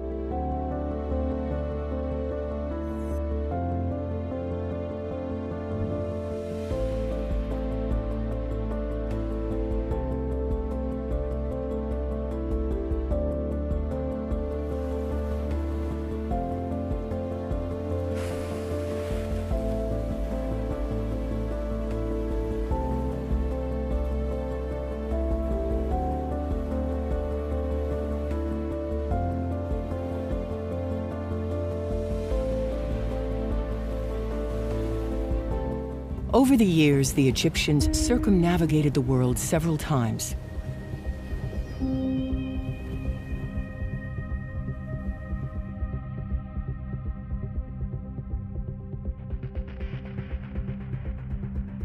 Sometimes accidents occur. No, you're not dreaming. Their boats ran aground in Gosford, Australia. The 500 hieroglyphs found there are referenced. There is no error. The grammar is perfect. The Gosford hieroglyphs, as analyzed and explained by Egyptologist Mohammed Ibrahim and guide Yosef Ayan, are from ancient Egypt. Some hieroglyphs were unknown and undocumented until 2012. So now, I think an important question would be, do you think that the Gosford glyphs represent Egyptian hieroglyphs? Yes, definitely. From the first sight, from the first look, I feel it. And you must know that when we made our researches, me and Yusuf, we made it separately in the beginning. He did it by himself, and then me too. And then when we met, we found that both of us reached the same result without contacting each other for more than 2 weeks. So yes, definitely, it is ancient Egyptian writings. No doubt about it. These are ancient Egyptian writings. The names of Khufu, his father Sneferu, and his son Jedefre appear in these hieroglyphs. Colin Hayter, independent researcher, does the translation. Sneferu came to Australia twice. Been protected, the ruler of Egypt, still alive, still dead but still is, Khufu. Her father Sneferu, child of Ra. So he too was a child of God, child of Ra, ruler of Egypt. Importantly here we've got round, that Sneferu, a child of Ra, came around to this place 2 times, as in the West Car Papyrus, of course, telling the same thing. Sneferu came to Australia 2 times. Over here, now continuing the royal lineage on, this is Ratosis, or the Hellenic name for Dijefri. He was the next ruler, so this is showing the royal line. This hieroglyph of Dijefre, written precisely in this way, is not seen anywhere else in the world, only 2 places, here in Gosford and in Giza, in the ditch of Khufu's boat. It was discovered for the first time in 1956. This other hieroglyph also exists in only 2 places on Earth, Gosford and Aswan. Hayter also makes the link with the famous West Car Papyrus, the magicians of the court of King Khufu. G'day Australia, hello world, I'm Cole. Welcome to this magnificent backdrop you see behind me, the Gosford glyphs. The names in the West Car Papyrus, Dijefre, Sneferu, Didi, Rastosis or Dijefri, Khufu and Sneferu, all these names written in the West Car Papyrus. All these names here on the Gosford glyphs. And when we put them both together, you'll find we have a perfect match. The 1, 2, 3, 4, 5, 6 names and an address in the West Car Papyrus, here they are at the Gosford glyphs. This is the story of the sailor Najed Sobed, who survived an accident where 2 boats capsized. Many of the crew members lost their lives there. But what is the official statement from Egyptologists? Do these hieroglyphs date from the time of ancient Egypt or from the 20th century? Did an expert of Egyptian hieroglyphs have fun in Australia inventing a story? Are they authentic or are they fake? No official statement has been made on this subject, neither to approve it nor to reject it.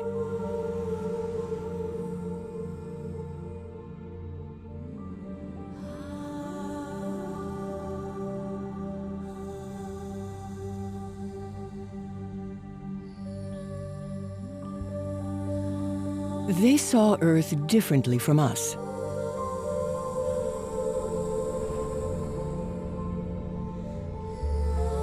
In this drawing of the first Naqada dynasty, a map of the Earth is shown. The exploration of the Earth was quite advanced.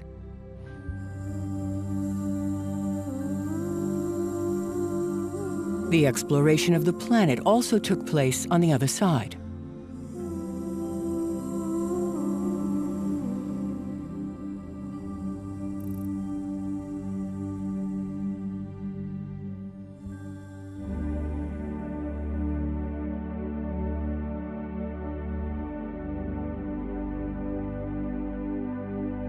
For the Kailasa Temple and the Ellora Caves, the rocks were cut out with solar lenses. The temple is made in a clay mold and filled with the same basalt melted into lava. The rest of the basalt is passed into the next cave.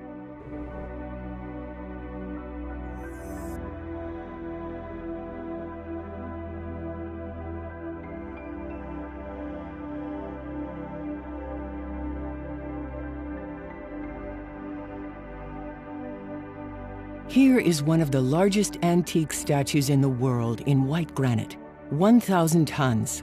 There is no white granite in or around the hill.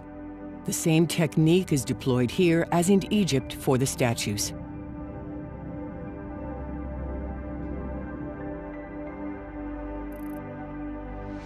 The extraordinary Sigiriya.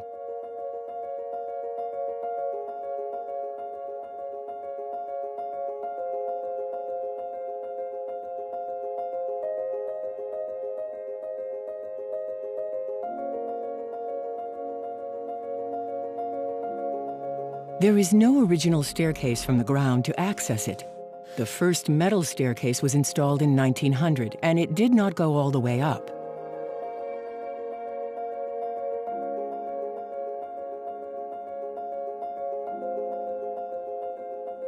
How did workers get there?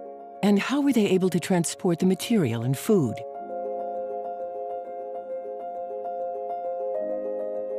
How were these notches made on the wall of the granite cliff? Huge rocks placed all around and have the most bizarre tool marks which cannot be explained. For example, look at this rock. It literally has hundreds of small cubes cut out of it. And on the top, we even have a larger cube cut out as though someone wanted to sit there. This is not just a theory. We have actual evidence in front of our eyes. Look here, we don't see individual chisel marks. We see long, snake-like, winding tool marks, which are continuous. This tool mark reminds us of scooping ice cream out of a container. Ancient builders must have used a similar technology to scoop out granite like ice cream. How were 3 million red clay bricks carried up? In Sigiriya, the rock was cut on the side to give it the shape we see today.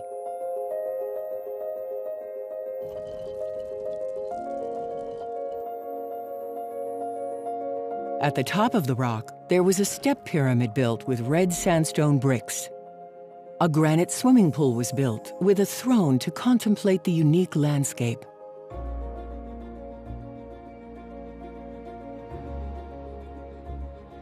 The gardens were built with the meter, the sacred triangle, and the golden rectangle.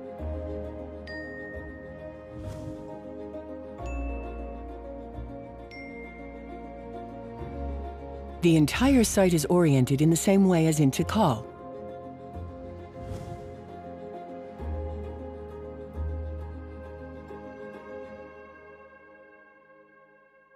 Near the town of Gaya in India is a place called Barabar. Egyptians built the incredible granite caves here. This is how the famous Barabar caves were made. A clay mold is prepared on site. The layout is made precisely to the millimeter on the outside. Once the mold is completed, they pour the granite in lava form with the solar lenses arranged above. The granite cools and hardens.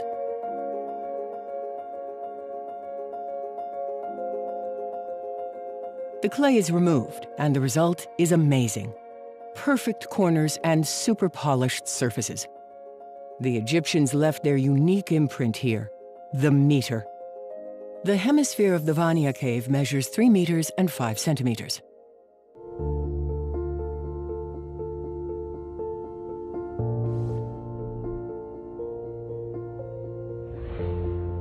The temples of Angkor Wat are built with the meter and aligned with the equinox.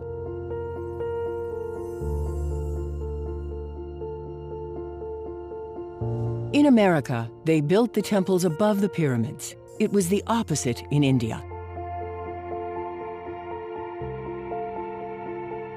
So that the wonderment makes a complete trip around the globe. Here is the pyramid of Suku, which is found in northern Indonesia. Its geometry is the same as that of Khufu and Tikal.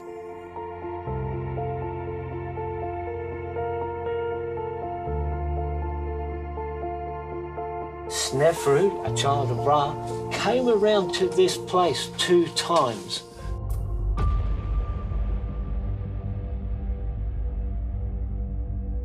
Imagine that there is an Eiffel Tower in Australia which dates from the same time as Gustav Eiffel.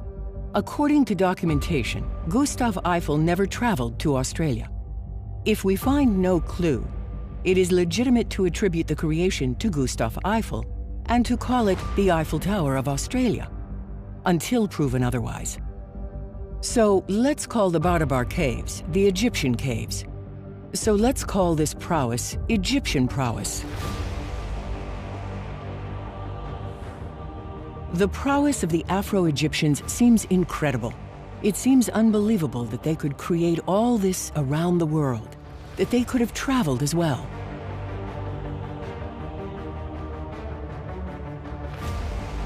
One recognizes without hesitation their indisputable authorship, their clear, certain signature in all of their achievements, the meter.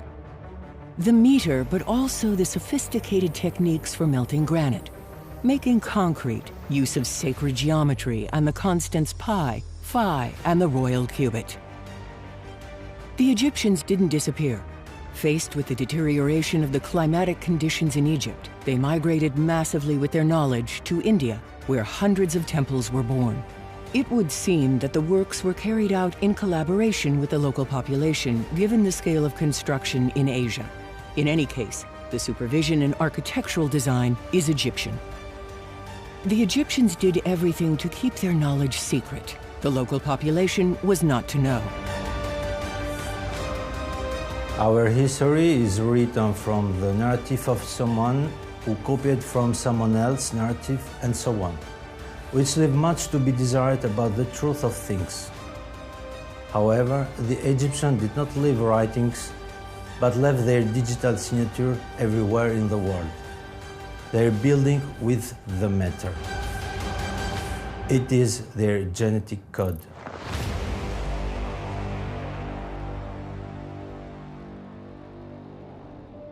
The assumption is that at this point, an apocalypse occurred, around 2100 BC. A very powerful earthquake. The continent in the middle of the Atlantic, Plato's Atlantis, sank. Gigantic tsunamis rose. In Central America, entire cities were swept by the waves in minutes. The whole of Egypt was brought down by this tremor, which caused the granite coverings to fall off of the Menkaure pyramid. The Ipuwer papyrus describes an apocalyptic landscape. All good things are gone. There is not one black fingernail left. The plague hit the whole country. There is blood everywhere. The river is blood. The country is without light. All over Earth, the remains collapsed, except the most massive. The whole planet was shaken. Ocean levels rose. Coastal towns were overwhelmed by the waters in a few days. Civilizations recovered slowly from this cataclysm. Thales of Miletus, Pythagoras, Plato, Solon, Archimedes, Hippocrates, and hundreds of others stayed for 15 or 20 years in Egypt, not like tourists on vacation, but to acquire knowledge in the land of light. They went home with a few crumbs of knowledge that they taught when they returned to Greece. Let us remember, the Egyptian priests fooled Herodotus concerning the construction of the pyramid with cranes. The Greeks extracted from the Egyptians some formulas on concrete manufacturing and some architectural bases to build their first temple. The architecture of the Temple of Djoser, built 2,400 years earlier, was faithfully copied by the Greeks. The Athena Temple, the Parthenon, and Erechtheion were made of limestone concrete. The marble was also cast and not cut. This process was copied later by the Romans. But that was not enough for them, because the Egyptian savants did not reveal much. It was becoming crucial for the Greeks to get their hands on Egypt. All united around Alexander of Macedonia, the Greeks left to invade Egypt. After Alexander defeated the Persians in Granicus, his primary objective was to invade. No, Egypt. For the Greeks, Alexander deserved his name, the Great. After his death, his best friend Ptolemy settled in Egypt as king and never again returned in Greece. It's as if the head of the village became the head of Silicon Valley overnight. Such were Greece and Egypt at that time. His children, his grandchildren, entire Ptolemaic dynasties reigned in Egypt. Certainly, the Greeks would not have chosen to settle in the Third World. The Romans took their turn at seizing this knowledge, built their cities and their empire. We hear about cement and Roman concrete, but before being Roman, this concrete was Egyptian. Hundreds of Roman temples were quickly erected all around the Mediterranean Sea.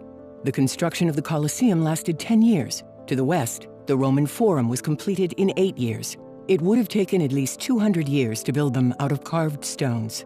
We know how to recognize a poured stone thanks to the insertion of an object which has no place being there, as in the example of the Pyramid of Medum. Lugdunum, now known as Lyon, there is ancient theater built during the reign of Augustus.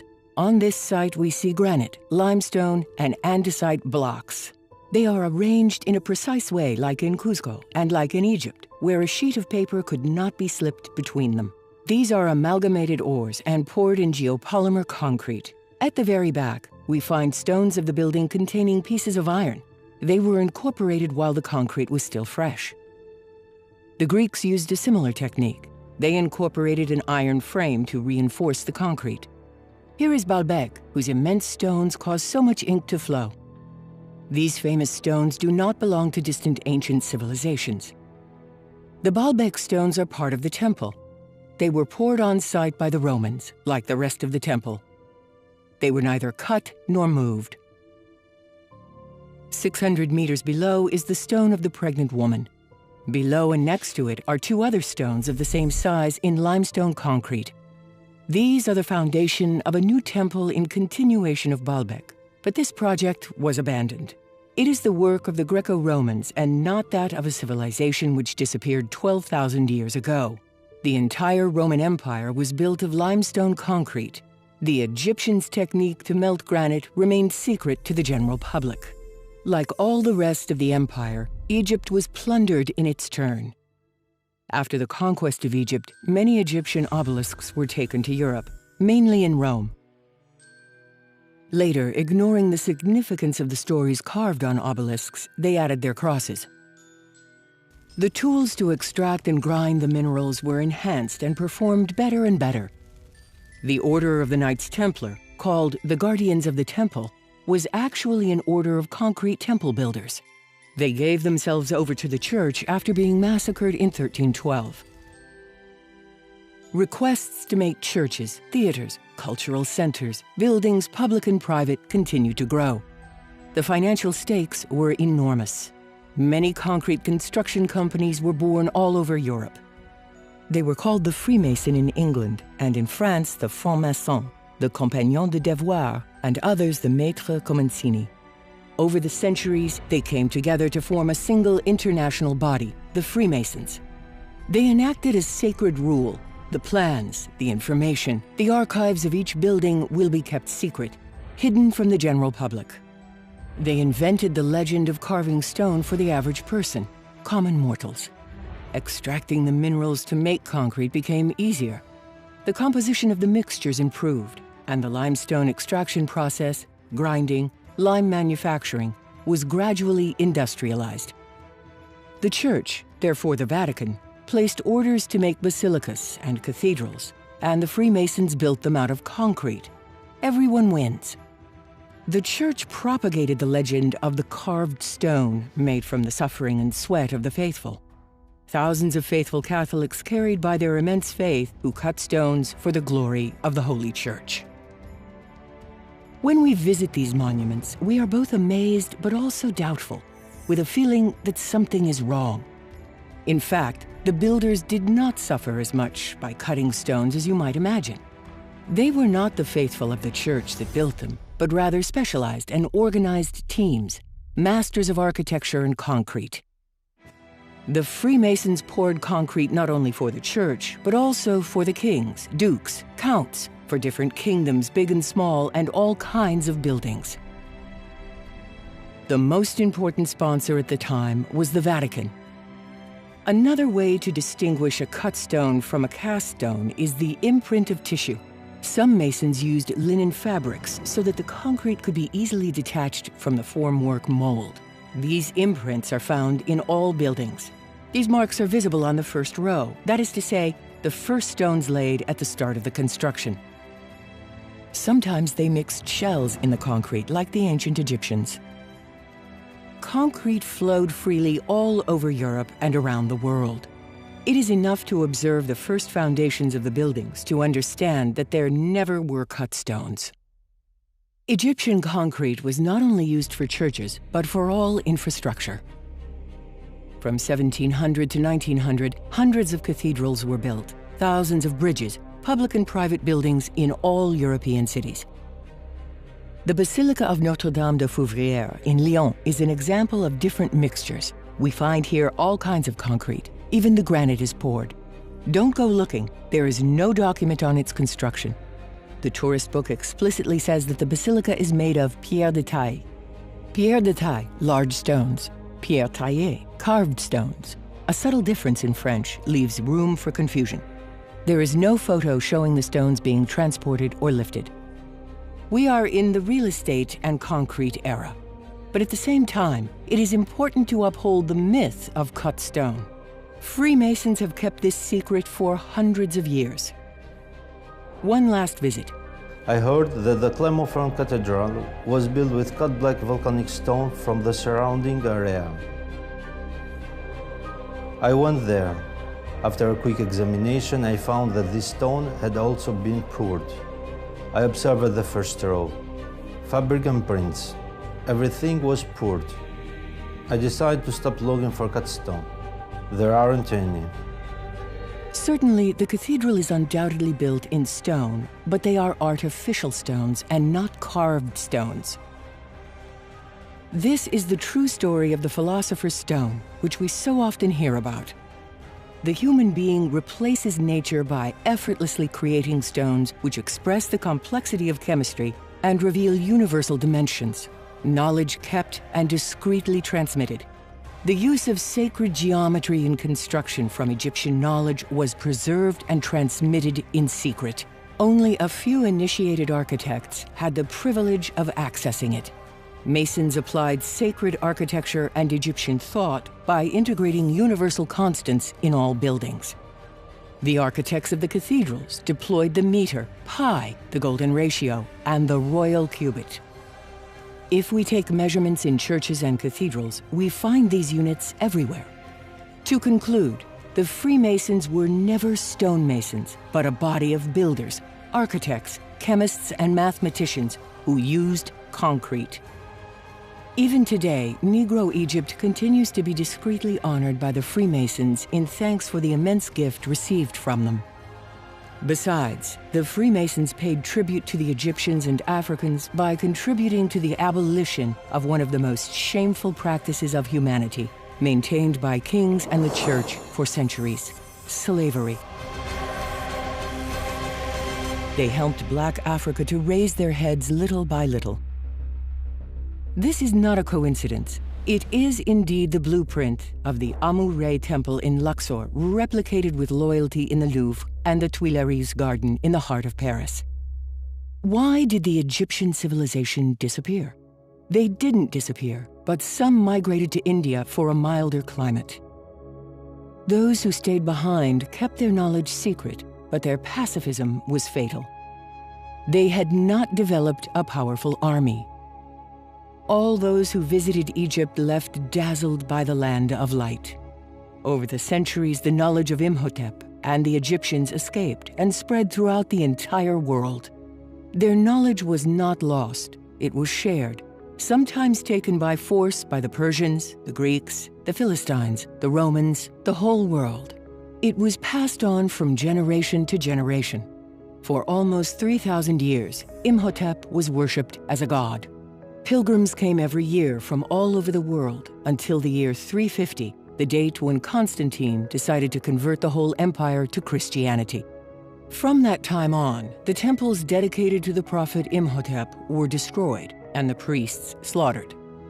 Ancient pagan and Egyptian beliefs were all erased. Imhotep was replaced by Jesus Christ and was forgotten.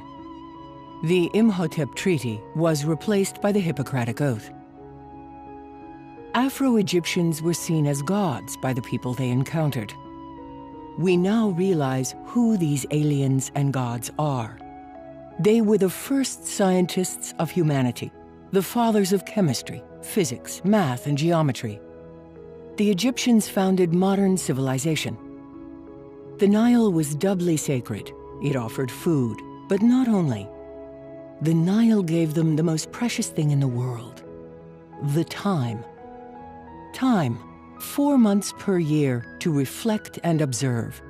Time for science. What is science? What is the definition of science itself? Science is experimental, verifiable, and visible. Thousands of books were written, each proposing a hypothesis to exclude the Egyptians and put in place an extraterrestrial civilization. Atlanteans, missing astronauts, or slaves. That's fiction, fantasy, not science. There is no evidence to prove the existence of the aliens. Without playing with words, with semantics, without philosophizing, the fact of not having scientific evidence is already proof. For thousands of years, we have been alone on Earth, and we will remain so for a long time, alone, facing ourselves. These theorists, who advanced ignorance and obscurantism, now belong to the dustbin of history. The dustbin of history is there to store these books and these theories. Above all, not to make them disappear, so that humanity can form its own opinion. To believe that development and human intelligence came from elsewhere is beautiful. It's romantic. We don't want to be alone in the universe, but it's not the truth. A myth disappears, and more precisely, that of an unknown civilization. The truth is that this mysterious and greatly developed civilization was Egypt. If there is an obscured truth, it is that this Egypt was Negro. They discovered solar energy. Without solar energy, there would have been no Great Pyramid.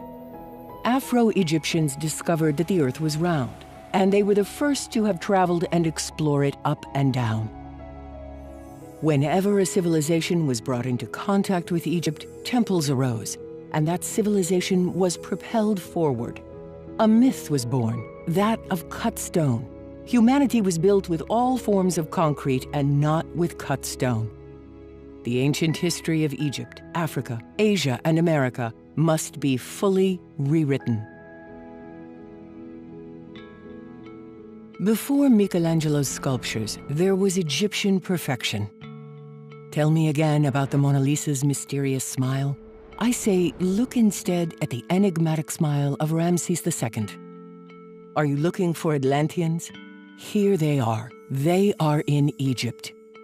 With chemistry and physics, math and geometry in tandem, Negro Egypt allowed us to build temples, streets, houses, sports stadiums, enough to build humanity. They laid the pillars of science, the first alphabet, art, philosophy, medicine, and religions. They are at the origin of the cultures of the world. They created the cultures of the world. That is the greatest mystery of humanity. Wherever they settled, they built a temple, and later a city was born. Let's ask the right question. Should we put an end to the mystery of the pyramids maintained by some Egyptologists? Egypt has an important task, that of preserving the cradle of humanity. It is the duty of all countries to help, because if you do not have a past, you will not have a future. Imhotep was the greatest scientist of humanity, and the Negroes of Africa gave their knowledge, chemistry, architecture, geometry, mathematics to all other peoples. And in return, what did they receive as a reward? Centuries of slavery, suffering, misery, massacres, and it never ends. The looting and insult to Africa continue today. What if we finally all share our riches? It's time for humanity to mature.